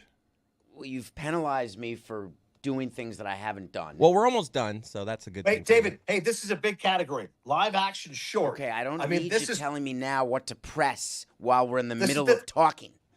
This is the best one. 2 people exchanging saliva. Best title of the year. Black and white film. Lesbian romance. Let's FF. see if it wins. 2 people exchanging saliva. Come on. Did you watch it? Because Yeah, I the loved it. singers was outstanding. A bunch Yeah, I of didn't like old the men in a singers better on bar Netflix. Yeah. singing, but the whole saliva thing because of the sexual innuendo. Oh, I thought 2 because people of the exchanging 2 saliva was like lesbians. if people kissed. Yeah. Did I get my? Am I like one of the things No, on our Cody- bingo card is 2 people exchanging saliva? I thought that was if someone is that like they talked about the movie. Now I don't know. They do kiss. Maybe. I don't want to ruin it in case you watch it, Dan, because I know you watch so many. Of But there's also some sexual violence in the movie as well. It's a dark movie, but you should watch it. 35 minutes. But David is right. The Singers is hilarious on Netflix. 21 minutes. When the guy starts bursting into opera, Chalamet doesn't like it. But that I think the Singers won. movie. I'm pretty sure I just heard him say the Singers. If the Singers Oh won, my God, I'm going to be Samson, so. we're 4 of 7. There's a tie. I'm not positive. One that comes up first, the Singers, and then there will be another one that he'll announce, and they'll come up and do. Party Supreme just came in off a microphone and said there's been a tie. There's no ties. There's been a no tie. In this category. Moonlight won Best Picture. Yes. This is my tie invitation, Dan. Can you do it? 2016 qualified. Good boy, Cody. I was there. Chris Who is knows. that? Buy Cinephile. You can read the story. I That's was Michael there. Jordan making No, it's his, not. his It's Bud 6'3". Selig tying the All-Star game. Bud Selig. Yeah, that shot was unbelievable. Nobody? Is it indeed a tie? It can't be a It tie can't in this be a tie. category. How? Tell me. This will upset a lot of balance. But David, you and I did love the Singers. So I'm happy the Singers won. I'm just hoping the tie also goes to two people exchanging saliva. Does that mean we get a half point? Do we get credit for that if we get a tie? Because we called it to win and it did win. I'm getting official As did the word Singers. that it was unclear in the rules that a tie is possible in this category because there are tie-breaking rules. So there's been a change. The second Oscar goes to Kumail Nanjiani. Just announced the second Oscar. Great shot of Bud Selig, immortalized in the All-Star live-action game. shorts. That is an outrage. Made a joke about this taking twice This as is long. bananas. Dan, we promised we'd see something new at the Oscars, and this is what it is. You asked me what would be the most shocking Two people thing? exchanging saliva. Two winners of live-action shorts. It's two Can't people. be. I'm out. Two people Let's hear exchanging for saliva. I'm Yes, not doing it. We win. Samson, we won. Samson, that's a win. We called it. It You won. can't have two winners of the live-action short. You know what that also means? Our bingo card. Man, I'm first and second for the U.S. Yes. two outs. Intentional walk after judge hit a screamer to left field. If you tie with another Yeah, good category, update, do you Tony. want to go up there first or second? I don't want to tie. Wow. First. Live First. I don't know. action Right now. Dominicans get out of the inning. Right now. Doesn't the tie Hey, go to what's the the runner? score, Tony? It's 0-0 still. Look, what it is Thank that you. David Sampson is just saying right now, we do not need so many awards in the world that you fence sit on this particular award. Choose a side, voters, you cowards. Do not tie. One person wins the Oscar or do not win the Oscar. It is not two people win the Oscar. You either win or you lose. That's it. How can you not have a tiebreaker for the Academy Awards? How's that even possible? How is this the award that is getting a tie of all? If they give a tie to Best Picture, do you realize how angry people would get? That you can't get. This is it's not unethical, it's not immoral, but it's in the neighborhood. They're going to change the rules for next year. There will never be a tie again. How did they agree to a tie in live action short? You realize there's 10,316 members of the Academy.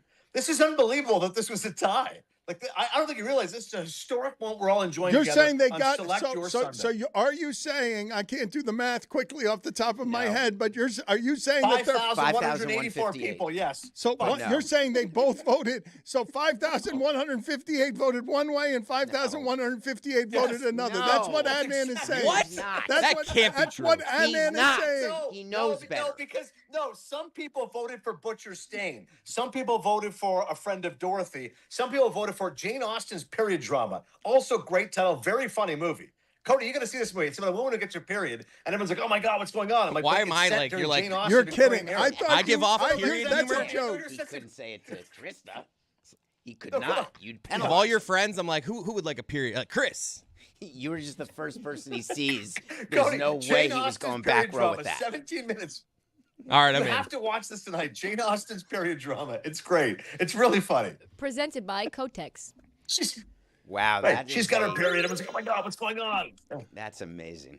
Let's go out to Marty. Big category. Samson. Party. Samson, supporting actor. Here we go. Supporting actor. Let's go. Oh, it's a biggie. Kieran Culkin's out there. Biggie. Sean Penn, baby. All right, let's He'll go be out out there for a smoking moment. cigarettes. Let's Can go you out for a moment to Party Supreme. Okay. This is going to be a big moment here. I told you that Sean Penn would be the winner of this one, and because I am the greatest of all time, that's what you can expect. Ultimately, we're trying to 0 for 2. become 0 for 3. Wow, you're bad, dude. Forehand. Foul. Forehand. You went to. Forehand. You just Swing and miss. swung and missed. Swing and a miss again. I'm whipping just about as much as Aaron Judge did in the beginning of his at-bat. There's a lot of ping pong balls coming this way. All right. That's a good behind-the-scenes shot right there. We have a lot of hard-working people here. We've had a lot of different things happen. Missed a but pillow? mainly, Coke the is most throwing important pillows. part is that Jane Lynch was there, and she was doing a whole thing about YouTube ads that were going to happen. So we've seen Jane Lynch. We've also Jane Lynch was great. We've Good also call, seen Gwyneth Tasha. Paltrow. Jane Lynch was great. And so she was a part of it. And then who was the third one? There's been 3 members of the Glee cast at the Oscars. David, you were saying? That if they do 2 speeches right now for live action short and 0 for supporting actor, because Sean Penn is not there, can you imagine that time allocation? Sean Penn is not there. That's why we didn't get to a camera He's outside shot smoking. of. Dan goes, Dan, he's not going to do it unless he's look at smoking. Zaz coming You out. can't Look, smoke inside. Zaz just pooped. Look at him. Look at him. Bro, what a... Wow, does he That look was a fit. long I'm not going to lie. Sean Penn, baby! I feel bad about putting his business out there. This is important. This category matters. Well, I think Adnan just gave it away. Was he rooting for Yeah, Sean sorry. Are you hold on. Are you? Okay, I'll shut up now. I was ahead of you guys. Wait, you're This ahead of us? can't Oh be, my God. dude, That I is was what slightly he ahead of just you guys. did. I apologize. No, It won't you happen slightly. again. Slightly. It won't We happen still- again. I was slightly ahead of you guys. I'm leaving. I was warned. I was warned that I was slightly ahead of you guys, and I'm Adnan, sorry. The moment overtook me. I Adnan, completely. You're, that's on me. you're 100%. 30 seconds That is ahead of completely us. on me. Adnan, you're 30 seconds That was ahead the of us. speech. Sorry, he's not here to accept this award. That's Minor penalty, 2 minutes. what's the asshole. fine for? Ooh, someone not there to accept? No, no. 2 minutes for overzealous hysteria. I'm not being an asshole. It's overzealous hysteria. I apologize. I got really excited. Won't happen again. Adnan, is that what you tell your girls When you're sniffing around? when you're sniffing around? Sorry, I just got excited. I'm just a little ahead of you. Let's go back out to Party Supreme now, please. Did I not tell you Now I've become that a I premature am the ejaculator 'cause I like greatest sniffing white analyst out. of all time? I am in the pursuit of greatness. I have destinations ahead of me, and you can only imagine the weight that is placed upon my shoulders, knowing I am destined to be one of the greats. Did I tell you, Amy Madigan? Did I tell you about Sean Penn? It's not Rockwell Penn's. It's me, Party Supreme. Go. Sean Penn just won his 3rd Oscar. He was He's great. so incredible. I thought Rarefied air, Samson. I thought he stole that movie from Leo. I thought it was an easier role to play, but I thought he stole the movie from Can you Leo. name the other 2 Oscar award-winning performances for Sean Penn? Mystic River? Yes. And? Hey, Zaz. Milk. Nice. Whoever Milk. said that, Adnan, you're Milk. 30 seconds behind me. Milk. It's me. Yeah, you were in the penalty box, but you were so eager and so overzealous that you milked all over that question. Hey, yo, that's crazy. Whoa. That's Wow, great, Dan. That's man. crazy. He donged. I know it's late night. Never That was intentional, though. I don't. That's great. Skeens goes 1, 2, 3. What Skeens is excitement. unbelievable. Skeens is unbelievable. Skeens This is buckled so much Soto fun with to a watch. changeup that I was like, whoa. Yeah, he's tough to hit. That's right, Tony. Vamos, Dominicano. We got to monitor his pitch. Other count, actors, Tony. by the way, to win 3 Academy Awards. Think about this. Daniel Day-Lewis won 3 Best Actor Awards, which Sean Penn did not do, of course, because this is in supporting. Jack Nicholson winning 3 Academy Awards. Rarefied air right now for Sean Penn. He's out there having a dart. He didn't want to be there because he wanted to smoke. He can't smoke inside. Nobody smokes cigarettes. Sean Penn's like, whatever, I'm not going there. Well, let me That's ask where he is. you He's guys. smoking a dart. Let me ask you guys, as film aficionados, you were talking about Skeens. I don't know if you guys have seen Mason Miller's numbers from the World Baseball Classic, but the last 20 guys he's faced, ridiculous. he's struck out 19 of Pretty them. good. But when that's you good. guys are saying that Sean Penn has won a Best Supporting Actor, the Rarefied Air is winning as the lead every time. And so does it diminish it for you at all to have 3-time Oscar winner Sean Penn, but he's not carrying this movie? Well, this one is supporting. It's this. rarefied air. Yeah, so he's won Best Actor before. No, I'm saying, but usually what you guys are for Milk. talking about, Jack Nicholson's not winning Best Supporting Actor. He's got 3 as the lead. He did. He won supporting. No, he won supporting for Terms of Endearment. He won for lead for As Good as It Gets and One Floor of the Cuckoo's Nest. The only guy to win 3 for lead, Daniel Day-Lewis. So to Dan's point, DDL is still a cut above because that's 3 for lead actor. He's the only one. And that is why you only talk male about actor Daniel wins Day-Lewis 3. in a different world. Zaz, you know about that DDL? I know. My left foot. DDL, Drizzy. We've lived in an era of greatness, both on the court and on the silver screen, and DDL is number 1. There's no, it's not I even. want a watch party of Zaz watching My Left Foot. He didn't watch it. No. I told you, man, there's Sorry. no chance. What a great I'm living film. my life. 1989. I've been told that both Jay Billis and the Big Ten Player of the Year have bailed. Yaxel Lendeborg. You can't blame him. He's Dominicano, though. I know. He's watching the game. That's why. But they didn't expect to lose. He's today. watching the Oscars. so he can't- They had the greatest Big Ten season there's ever been ruined today because of how they lost against Purdue, and so he's not joining the show when he was scheduled to join the show. Quick stat, Luis Severino's sinker is at 99 miles an hour right now. Quick stat, he's not watching the Dominican game because he's not Dominican. What are you talking about? You just said he canceled because he's watching the World Baseball His Classic parents game. are both Dominican. His parents are Dominican. Oh, so that you Accidental racism Oh boy, again. so he's Dominican. He's Dominican. Wow. He's very locked in on the 1, 2, 3 list. You just had to get in there with that, huh, David? So important to get in there with like. I'm trying to he's take not care of you, man. Dominican when his parents are I'm trying to take Dominican. care of you. You should be here doing the show. I would have liked it. Dan, I just want to make it clear. Accidental racism has happened 4 times. Being an asshole has happened once. 3.5 at least. Go. I'm sorry, David. You have to leave for a couple of minutes. I'm sorry to do this to you. I should tell everybody though that before we get to Trista's Both top of his 5 parents list are Dominican. here, I mean, he's not He's not Dominican. Dominican. I mean, his parents. Both of his parents are Dominican. What do you mean he's not Dominican? Dan's not Cuban. I don't know what he's doing there. Before we get to Trista's top 5, though, I should tell everybody here. I think Adnan and David are going to do a little more just talking the Oscars once we shut down from the college basketball portion of this. So most of us will trickle out. Zaz had an emergency bathroom situation where he was gone a long time. Oh, so we're telling everyone about that. All right, cool. Trickling out. Hey, yo. You were gone for a long time. I was wondering where you were. You actually broke the record. Congrats to you. You broke the record of longest in-game turd. Amin's come in and out, and he's had longer long stretches. But you, sir. Congratulations. I counted 27 minutes. A record-breaking evening. There's no here way on it was the 27 show. minutes. What are you talking about? You left at 8 o'clock. You were It's gone a long 8:28. time. I've been sitting here for at least 7 minutes right now. No. You were gone for a long time. I feel bad. I can't even look at him. Well, you did betray him. You indisputably betrayed him, but I thought it was trying to actually come back from that bingo disaster you had when you just threw up your saliva joke. You threw away the card. You asked. I thought it was the 2 saliva thing. I didn't. If I'm being honest, I didn't know there was a film called 2 People Exchanging Saliva. Neither did I. So I didn't. I 2 thought people the same exchanging thing. saliva was just a kiss. I thought the same. I thought it was an odd way to phrase a kiss. Could have just said 2 people kissing. Well, He thought it was, no, Cody's right. Adrian Brody, when he won Best Actor, went up there and gave Halle Berry a big kiss. Cody was expecting Adrian Brody, Halle Berry type situation. 2 people exchanging saliva. That's a good guess. It is a good guess, but unless Jeremy inefficiently wrote the bingo cards, you could just say 2 people kissed as opposed to 2 people exchanging saliva, which is what caused the confusion. Trista, what is the top 5 list category that you have for us? Well, before I get to it, I just have to ask Adnan, if you get shot in the face, why do you try to come back and try to get into the KKK? Or whatever it's called. Why would Lockjaw do that? It was a part of the plot. I didn't understand. Who else was killing him other than them? It's a fair point, Trista. I just think he was so hell-bent on, eradicating whatever memories he's had in the past. And, as one character says in the film, he got his dick dirty. Now we got to clean it for him, right? So once that happens, it gets to be a big mess. What can I tell you? I really like when Adnan works blue. Wow, Severino gets a double play here. He didn't need much pushing, really. He never does. He never does. He's never far from sniffing around.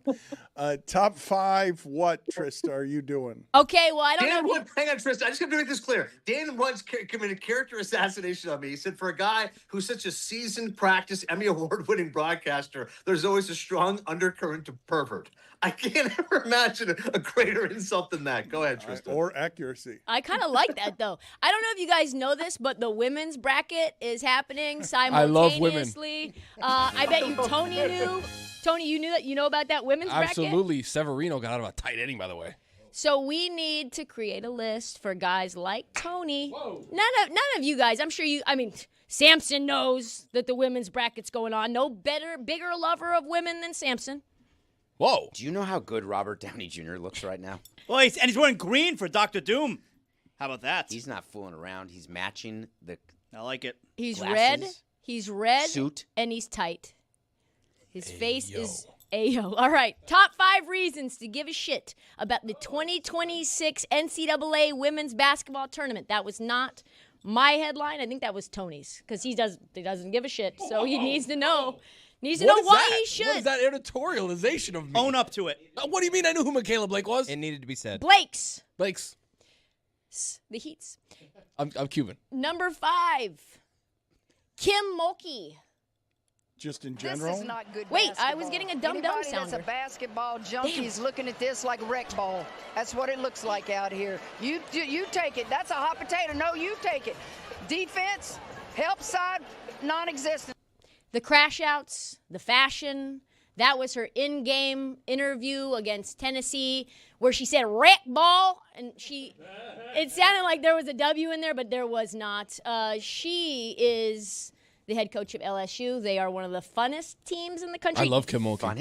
Funnest? I love Kim Mulkey. Well, I was a little bit, Checks out. I don't want to give, I was a little bit out of sorts about how that Well, went but down you want the logistically. fanfare, though? Is that what you were asking for? You say the name and then you get this? I was told it was going to be there. Pause. Yeah. Pause for it. Okay, so we'll do it now. All right, number 4. There's a coach who maybe doesn't want to be there. This is Tennessee head coach Kim Caldwell, head coach of a very storied program. We all know Pat Summitt. You know Pat Summitt, right, Tony? Of course, no Pat Summitt, most winningest coach in all time. There we go. Unless it's Gino Auriemma. This is after they get their ass whooped by South Carolina. She had this to say about her team. We just had a lot of quit in us tonight, and that's been something that's been consistent with our team is we're not comfortable and things don't go our way, and I have a team that'll just quit on you, and you can't do that in big games. You can't do that anytime in the SEC, but you certainly can't do that at a program like this. Kim, just why do you think when things are going bad for this team, they're going as bad as they have and the margin of defeat has been as much as it has been? Yeah, that's a question for them about why they can't stick together. Calling her players quitters. Oh, my God. Funnest. It really went bad and downhill after that. They won one more game and then lost their next 7. They have an awful, awful road. I think they lose their first game. They play Audie Crooks in Iowa State. You know about Audie Crooks, right, Samson? Not one thing. Not one thing. She's a post player. She's a She's bucket. good. Large. She's big. Good luck physically boxing her out. Strong, very physically strong. Number 3, there's the white chocolate of women's hoops. You know about that white chocolate? Daryl Dawkins? That's Chocolate Thunder. No, that's Jason Williams. Chocolate Close. Thunder. Like, get your chocolate. Fifth time? I pressed the wrong button. That's No, actually- that worked though. That worked. does work That as worked. well, but Minor penalty. Haven't heard that one in a while. Accidental racism. Chocolate Thunder and white chocolate are 2 totally different looking human beings. Those are not the same kinds of chocolate. I could see a similarity. Another racism for you. Get out of here. Tough. Anyway, apologies to the white Jason Williams and also the black Jason Williams, but not to Jason Williams with a Y. This is Vanderbilt's Aubrey Galvin, and she is a freshman. Look at this nasty pass that she had. It's right in front of me. It's gone now. It's gone. Good pass though. It was there. We saw it. Yeah, it was a good there. pass. While Good you were pass. talking about it, it was there. It sounded like we were doing good television. It did. Anyway, longtime SEC doormat. Vanderbilt probably is one of the most slept on. They could have been a 1 seed. They end up a 2 seed. They have the conference freshman of the year, the coach of the year. Gino Oriama disciple Shea Ralph, and the SEC Player of the Year. Who is she, Tony? Michaela Blake. That's right. She can throw a 50-piece every night, any night, and that's why Tony knows her. Coming arrow up, Dan. Number 2. The next legendary player in college history on the best team in college. I know who she is. Who is she? Sarah Strong. There she is. Sarah Strong from UConn. She is so versatile. She plays like a little bit of a baby Jokic. Gino puts her in awesome situations. She can score. She can rebound. She's like a little bit of Maya Moore, a little bit of Nafisa Collier. She can do everything out there. They're going to win again, right? They're going to win it again. Prohibitive favorite to be dominantly overwhelming for all time. Steamroll. UConn hasn't lost a game since they played Tennessee. They're hoping to win the title to show Paige Beckers, hey, we don't actually need you. And Gino said that was a part of the reason that he won it. Thank you for stepping on women. What did Severino do? What did he do? I mean, excuse me. Caminero. Oh, Caminero. I was going to say Severino. They got the pitchers batting? Like, what's happening in the... Big baseball guy back here. Just any opportunity to stomp on women shine. And the number one reason to give a shit about the 2026 NCAA Women's Basketball Tournament is a quiz. Okay, this sleeper team, Virginia Tech, consumes which pregame snack for energy? Is it A, fruit by the foot? Is it B, lemon wedges? Is it C, Cool Ranch Doritos? Or is it D, plantain chips? I'm going A, fruit by the foot. That's a good plantain chips. That's a good guess. I'm going to take plantains as well. Cool Ranch. Thinking that she's trying to pander to the Cuban audience. Plátano power. Dominicans up 1-0. You don't want to. Oh, yeah, Roy already knows it because he's the only one in this back area that watches any women's hoops. The answer is West Virginia, the official Cinderella of our show. They eat lemon wedges. Caminero. He's good, Dan. Yeah, he had 45 home runs last year. Did you know that? Is he 22? Nah, How old he is he? had 37. No, he's in his early 20s, 21, 22. Ryan Coogler won? Yep. Did he win? That's a big one. All right, we're going to bring Adnan and David through here to do mostly Oscars stuff the rest of the way, but I am So the going people that to, care the most about watching it have to continue to not watch it. That's correct, so that they can talk about it and entertain our audience. That is correct. It's a great point, Cody. Right. Can I not do this for the rest That's of the right. hour? That means that Chris and Trista... All the people that don't give a shit about the Oscars can go home. Chris, well, you have to stay, Chris, because we actually need you to command the center. Thank you, Trista. Thank you, Tony. Thank you, Roy. Thank you to Mike Ryan for gutting out 45 minutes with his stomach gurgling, and then he left in his tight suit, broken by the need to digest things better. But David and Adnan are going to stick around here for a while, and you guys can talk about what it is that you're seeing while also watching this, the Oscars on pantomime without being able to hear it. What do you have for us in the way of updates? Well, I have Adnan. Paul Thomas Anderson winning. Yep. Sorry, David, go ahead. I like this. Can't Both you of you show just it talk the at the guys same 30 time. seconds ahead of me. So how do you do it? He's supposed to be here. That was part of the agreement. Yeah. Well, realistically, he should hit pause on his television for 30 seconds. But he's and at then the hit play. Westin. I don't even know if the remote control works Excellent that point, way. Dan. Nice try, Zaz. Excellent point, Dan. I don't have that capability. I don't have a DVR here at the Westin. Why can't you watch? Don't you have your own laptop? No, I don't carry a laptop. I got my phone. I got my notepad. He's got a Westin pen. He's got a Westin pen. I don't carry a and laptop. He's got an assortment of Post-its, and that's it. And he's doing it barbarian style. I tried, David. Thank you. So we got Sinners, Adnan. Sinners just This won is how screenplay. the barbarians watch the Oscars. Still losing to Frankenstein in terms of total Oscars, David? but we're not done yet.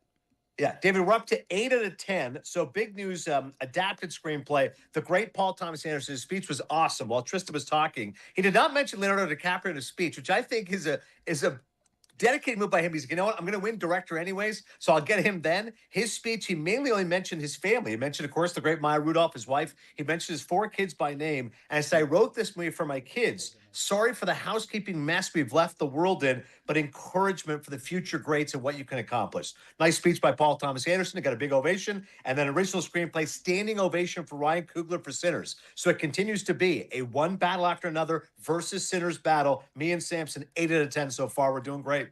Coogler's going to have to get it all out there on this one because I don't know that he's going to win Best Director, and I don't know that it's going to win Best Picture, and it did not win Casting. So whatever he's got to say, he better be saying it now, but I don't know what he's saying, which bothers me. David hates this. And this whole bingo card, Dan, we didn't win. We did not get bingo. None of us did, which is shocking. Yeah.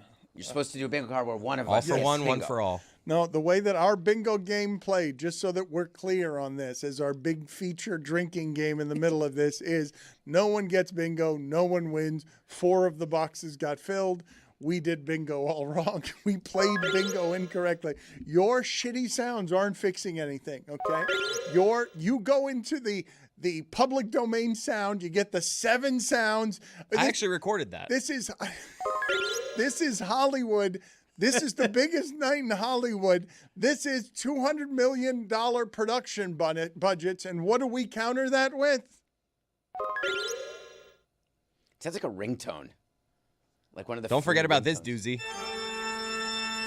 Yes. That was good. That was good. That was Patino. That was every time we talked about. He's got the cape, right, Dan? So he's like, How is it possible? one more time.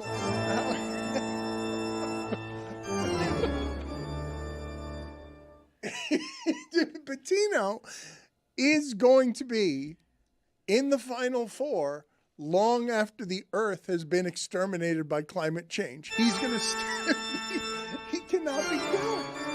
It doesn't make any sense. By the way, did you see Timothée Chalamet dressed like Patino today at the Oscars? Did you see that? The all-cream white suit. Yeah. That was a Good white call, suit. Tom. I got glasses on. Totally white. Looks cream to me.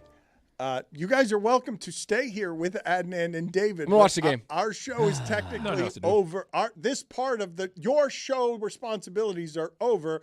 David and Adnan, because this is a passion area for them, and because I'd like them to have more room that doesn't get interrupted by Speedy Claxton, I'd like them to be able to talk about what is presently happening. I think a lot of people would be interested in their expertise here. So, David, you're most upset about missing what so far?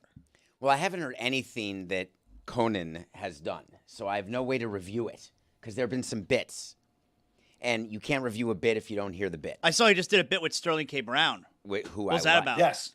They were doing Casablanca. It was great, Zaz. They were doing Casablanca, and Sterling K. Brown was playing on the piano, playing against Sam, and then he was playing Bogart, Conan. It was great. If Samson heard it, he would have loved it.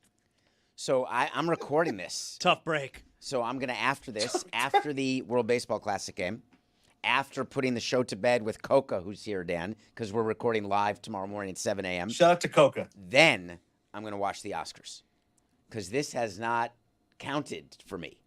Very frustrated right now. A little. So let's do another half hour. I don't. Tell us about it. I was told. Okay. What's the next category? By the way, I said hello to that dog. I'm trying to become a better person. What? I said I heard you hello complaining to about the that dog before the show. No, I gave it a little puppy shake. You're awkward around animals. I don't like animals. I just heard you walking by. I don't want the dog to touch me. Well, first of all, I was taken aback because, again, I wasn't told there'd be a dog. So the first thing I saw was like what appeared to be a dog.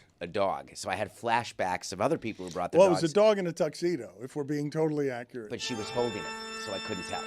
Oh, so I don't understand why the Dracula music is being played. It just felt dog in a tuxedo. I don't know what kind of Dracula movies or vampire movies you've been watching, but I haven't seen a one that has a dog in a tuxedo in it. Not a one. Not of all the ones that have ever been made. I've never seen a dog. Beethoven? Okay. All right. Do you fly with that? How did he get here? This is what I was asking. I was She thinking doesn't ship FedEx it. or something. He sits on my lap the entire flight, and he does nothing but just hang out. What if he has to go pee-pee? Like, what do you do about that? He doesn't have to go pee-pee. He goes pee-pee before the flight and after the flight. Just like you, probably. Yeah. What about renting a dog when you get to where you're going? Renting a dog? Is that not a thing? So you don't have to bring your own dog. It's like a car. Dave, me and you, we'll get into business. Rent a dog. You want to go somewhere with the dog? You're going to California? I need a dog. I don't want to Rent a schlep dog. a dog from Oregon. I want to get a dog when I land. I don't hate it. 70-30 my way. You don't have any bonding. You just can just discard them. Like put up the Brenda's Capitol got Law. a baby. Like it's Tupac and Brenda's got a baby. You just put in the garbage can when you leave. My rental dog would have walked the carpet. Rent them dogs. It's more money. We got to train them, though. 80-20 my way. Dan? Adnan's vigorously writing something down right now. Yes, Hey, don't take that, Adnan. That's mine. I am writing something down. Sorry, That's guys. mine. Billy Crystal, Rob Reiner tribute. He just mentioned Spinal Tap, turning it up to 11. Now they're showing clips of Princess Bride. This is a great tribute from Billy Crystal. It's a shame Samson's missing it. That guy right there, he tried to sleep with my wife. Whoa! Wait, what? That was Billy in Crystal? a dream. That was in a dream. He got cocked in a dream by Billy Crystal. Myself. What concerns me is now the in memoriam bet is screwed because Rob Reiner's getting his own thing. You can hear it through Adnan's TV. So now I don't think you're going to end in memoriam with the guy who got a segment. Adnan's going to get us pinged with his best Western Pong. television set. Turn the volume down, Adnan. Okay, You're I ahead, muted it now. I muted it. We're and good. We're we're good. not licensed. It's bad enough you David's showed making the pen of the hotel. Loving this bonus Who'd coverage. you work with last night? Ryan Roland Smith, he's great. Australian World Baseball Classic. He was on the call for 2 of Canada's wins at the WBC. When I don't Canada care! Speaking of, No one cares! Speaking of the WBC, Bryce Harper with a massive shot down to right field. Is it 1-1? Man on Why'd second you hold and up third. 2 fingers when you said that? Did Sevi have a shutdown inning, or is this the inning after? This is the inning after the shutdown inning. Okay, Right now, it's Second and third, Man how on many second and outs? third. How many I want to outs? say 1 out. There's so many things I want to be watching right now. You want to say 1 out? I really 1 liked out. A Few Good Men. It's 1 out. Rob Reiner, if I were on an island and I could only watch Rob Reiner Judge movies, up right now. I mean, what great movies. Princess Bride, A Few Good Men. Get to North. watch Spinal Tap. Will they intentionally walk Judge? No. Why would you? Why? First base is open. There's only 1 out. Foul ball. I'm not. They walked Ohtani last night, and I was there for that. I like the intentional walk. But why'd you say why wouldn't Yeah, they why'd walk you say why Judge not? there to get Because so they can get the double play and not face Judge? I'm happy because Judge, he'll get himself out. And they're pitching to him. Question for Pujols later on. See if it bites him in the butt. Are they pitching to him or are they fake? They're pitching to him. No, they're Now they're pitching pitching. First pitch was a foul. See if Severino can get out of this. I can't figure out who's watching what live. Well, I can hear Adnan sneaking, turning up the television louder. I can You're not hear. fooling anyone, Adnan. Big ad remote. What a classic hotel remote that is. That remote needs a plastic baggie. I'll tell you that. That's like the size of the original microwave. Look at the size of that remote.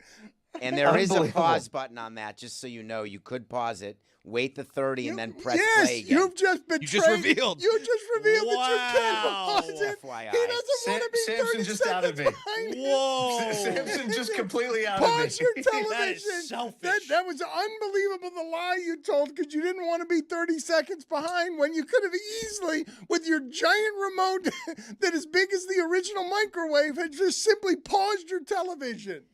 Pause button right there. Samson nailed it. I thought.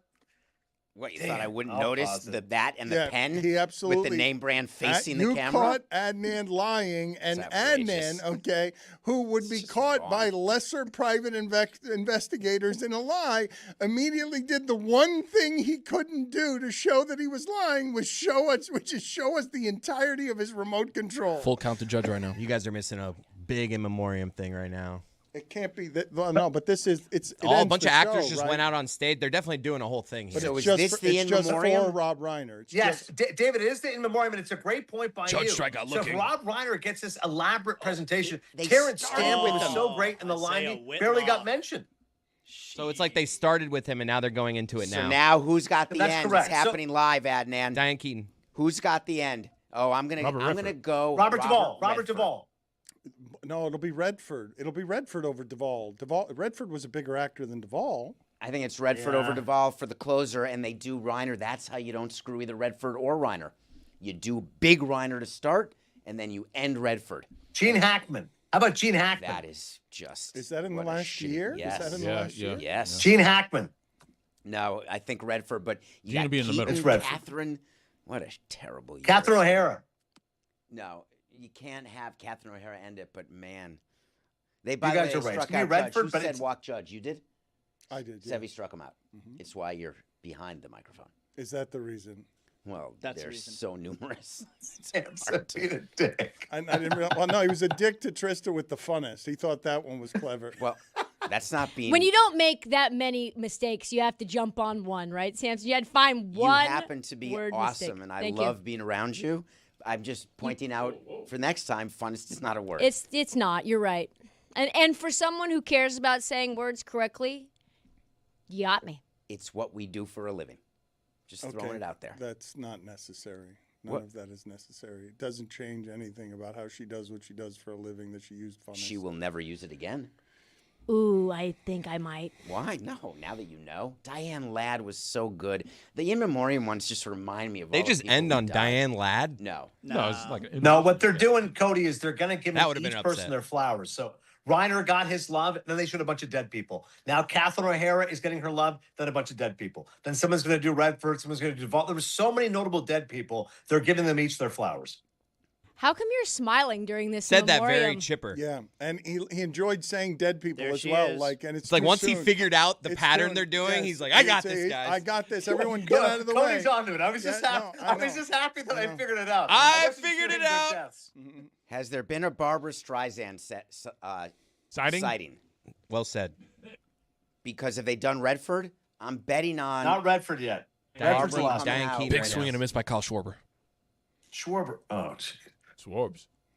So Severino got out of it. No. 2-2. Are you ahead of me too? No, he just said that You're big sitting swing and a next to miss each by other. Schwarber. He I didn't struck him think he out. was announcing strike two. I He thought struck him out. No, he's big swing, big miss. He struck him out. I really love Diane Keaton too. Yeah. Great. Yeah. It's very disappointing how this works.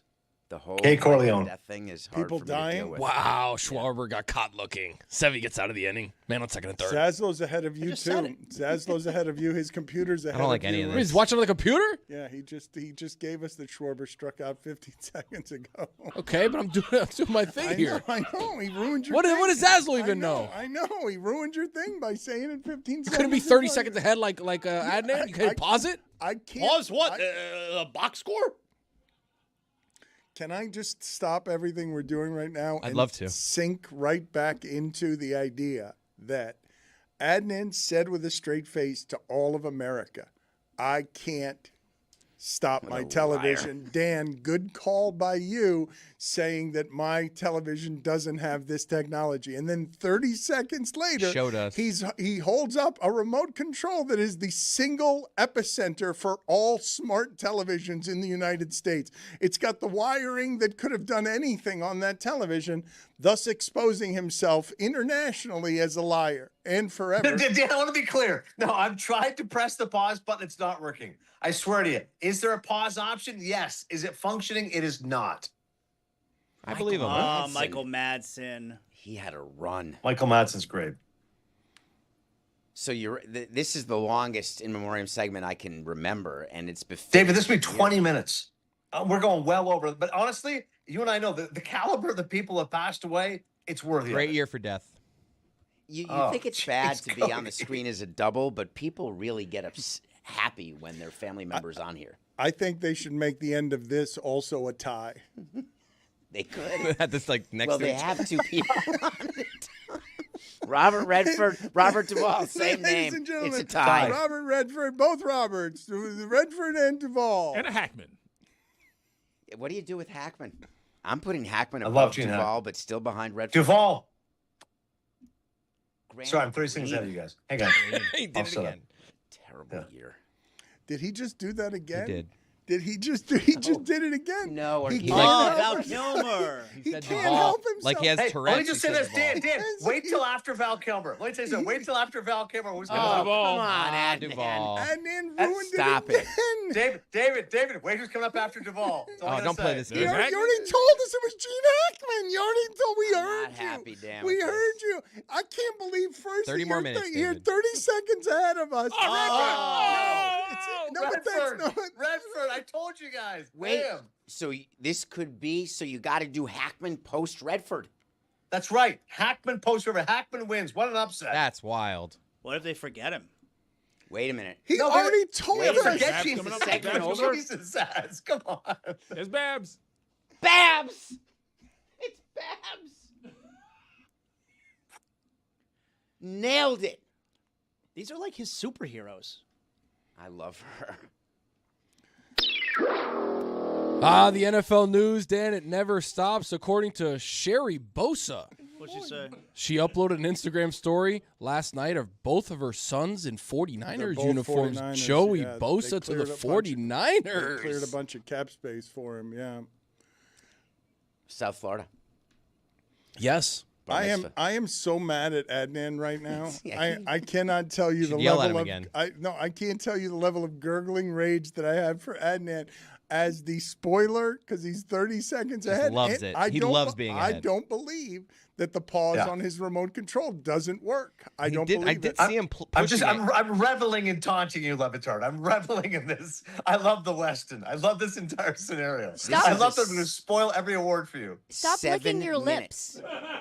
Every time you lick your lips, they just get more chapped. I'm getting more chapstick for you, Trista. Hang on. I'm going to go get more laps. There we go. Hang on. Let's get more of this Nivea going. I'll get close to the TV. I can hear what she's saying about Redford. Yeah. He wasn't kidding. Adnan is crushing Like me. twice now. So I'm like, all right, I'll get the. Meanwhile, Paul Skeens is dealing, but he's down 1-0. Threw a bad pitch. Sevy's matching him.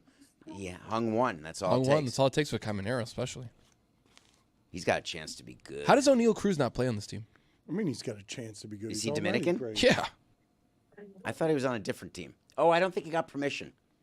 Was he injured last year? No, he's on the team. He's on the team. I saw him. Yeah, he hasn't played a lick. It's O'Neal massive. Cruz hit 200 last year. O'Neal Cruz had a 103 OPS plus. He's one of the more overrated players in baseball. I got to be honest, Tony. Yeah, Adnan, he's 6'8", 270 pounds, though. Like, I want to see the guy play. I'm with you. He's an exciting player, physical specimen. He hit 200 last year. Yeah, that was last year. Physical specimen. 676 OPS. Like, he's not that good. Like, come back to the Oscars, Barbara, because your contemporary croaked. And then she has no choice. You can't say no to that. Skeens hit Perdomo. She hates doing this. And she was like in love with Robert Redford her whole life, right? So, I don't know. Sure, Because many she's women. married to James Brolin, seemingly Ah, happy. that picture right there looks like they're in love. Like Bradley Cooper and Lady Gaga.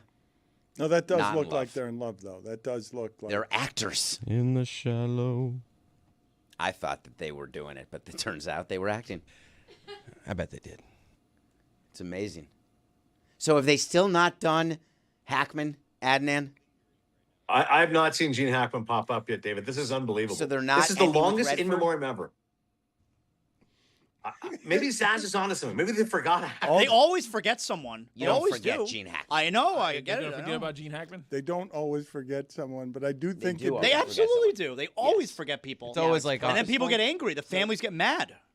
It's a great question that I'm I've like never an Oscars pondered. expert. If it's purposeful, then it's not forgotten. Do you think they ever have to act like they forgot? Because really, they thought about it and were like, doesn't make the cut. And then they get an email from that family being like, what about me? And they're like, we forgot. Babs is singing. I told you she would sing. Yeah. And I'm missing it. Yep. Yes, you are. What is she singing? I don't know what she's singing, but she has. It sounds like, Yeah, she's on Is a she mic. singing right The now. Way We Were? I can only hear it like half. I hear you talking, so it's hard to fully. My favorite night. Yeah, the way we were.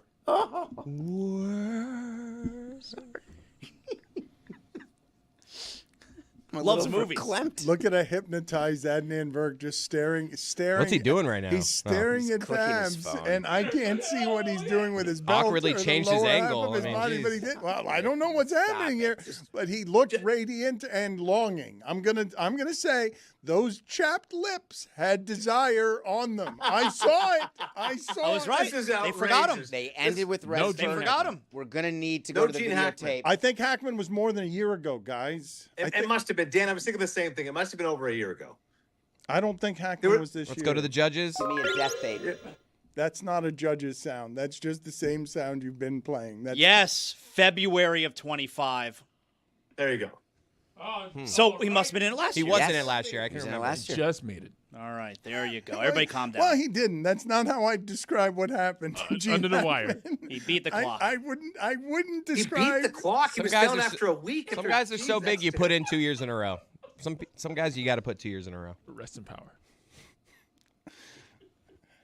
Anyway. Adnan, does Babs turn you on a little bit? What was going on? There was something happening. No, Tristan. there. I was just trying to get the pause working on my that's remote. Quite frankly, I don't want Levitor being so offended. Doesn't about work like this, it used to, huh? That pause button. No, I'm gonna call down to the the room service, see if I get the remote fixed. I don't want to ruin David's night. I'm trying to get on the right. That's what's happening right now. I'm trying to get the remote fixed. I'll be Is honest. that lotion that I see next All to right. you? We've Jeez, this is terrible. Who penalizes you? Is that baby oil? That's a For PJ. 75-year-old Babs. Hey, That's what needed hey.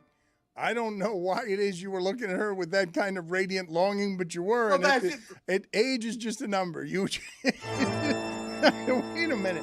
Well, we don't need the music to accentuate the slander you're throwing in my face. What he's doing there is Patino is Dracula. He is ageless. He never dies. So he's playing the Patino music of just somebody's age doesn't matter because He did not. That.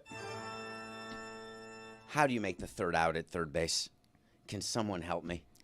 I'm stunned that you're watching the U.S. baseball, Well, the what do you- World Classic, World Commercial Baseball break. Classic. What do you want me to do? Well, who made the first out at third base? Who made it to Tatis made the third out at third base. Who made it to out at first base? At third base. I'm delirious. Third base. Third base. All right, Third we're good. base. We're good here, Dad. All right, you guys can go. Everybody can No, go. I'm going. Okay, Roy, everyone's rock, going. paper, scissors? Everyone's going. Everyone's going. All right. Your popcorn's finished. Any last thoughts? What a Adnan? throw by Judge, Dan. Got him out on third. My God, what a cannon. He got him, baby. Last thoughts, Adnan. How's Austin Wells Dominican? Listen, it's been a special night so far. I look forward to watching more of the Oscars. 8 out of 10 so far, so me and David. So once again, if you have a vote here, if you're Team Verk, if you're Team Samson, we're still going to figure out as we go down the wire. David beat me 2 years ago. I beat him last year. We'll find out later. Bragging rights later tonight. I can't deal with you, Dan. I opened my water thermos and it exploded. Heyo. What do you want me to do? It's been disappointing. I'm sorry that we I had disappointed fun. you. One of the great nights of David Sampson's life, ruined Funnest. by us. Good night, everybody.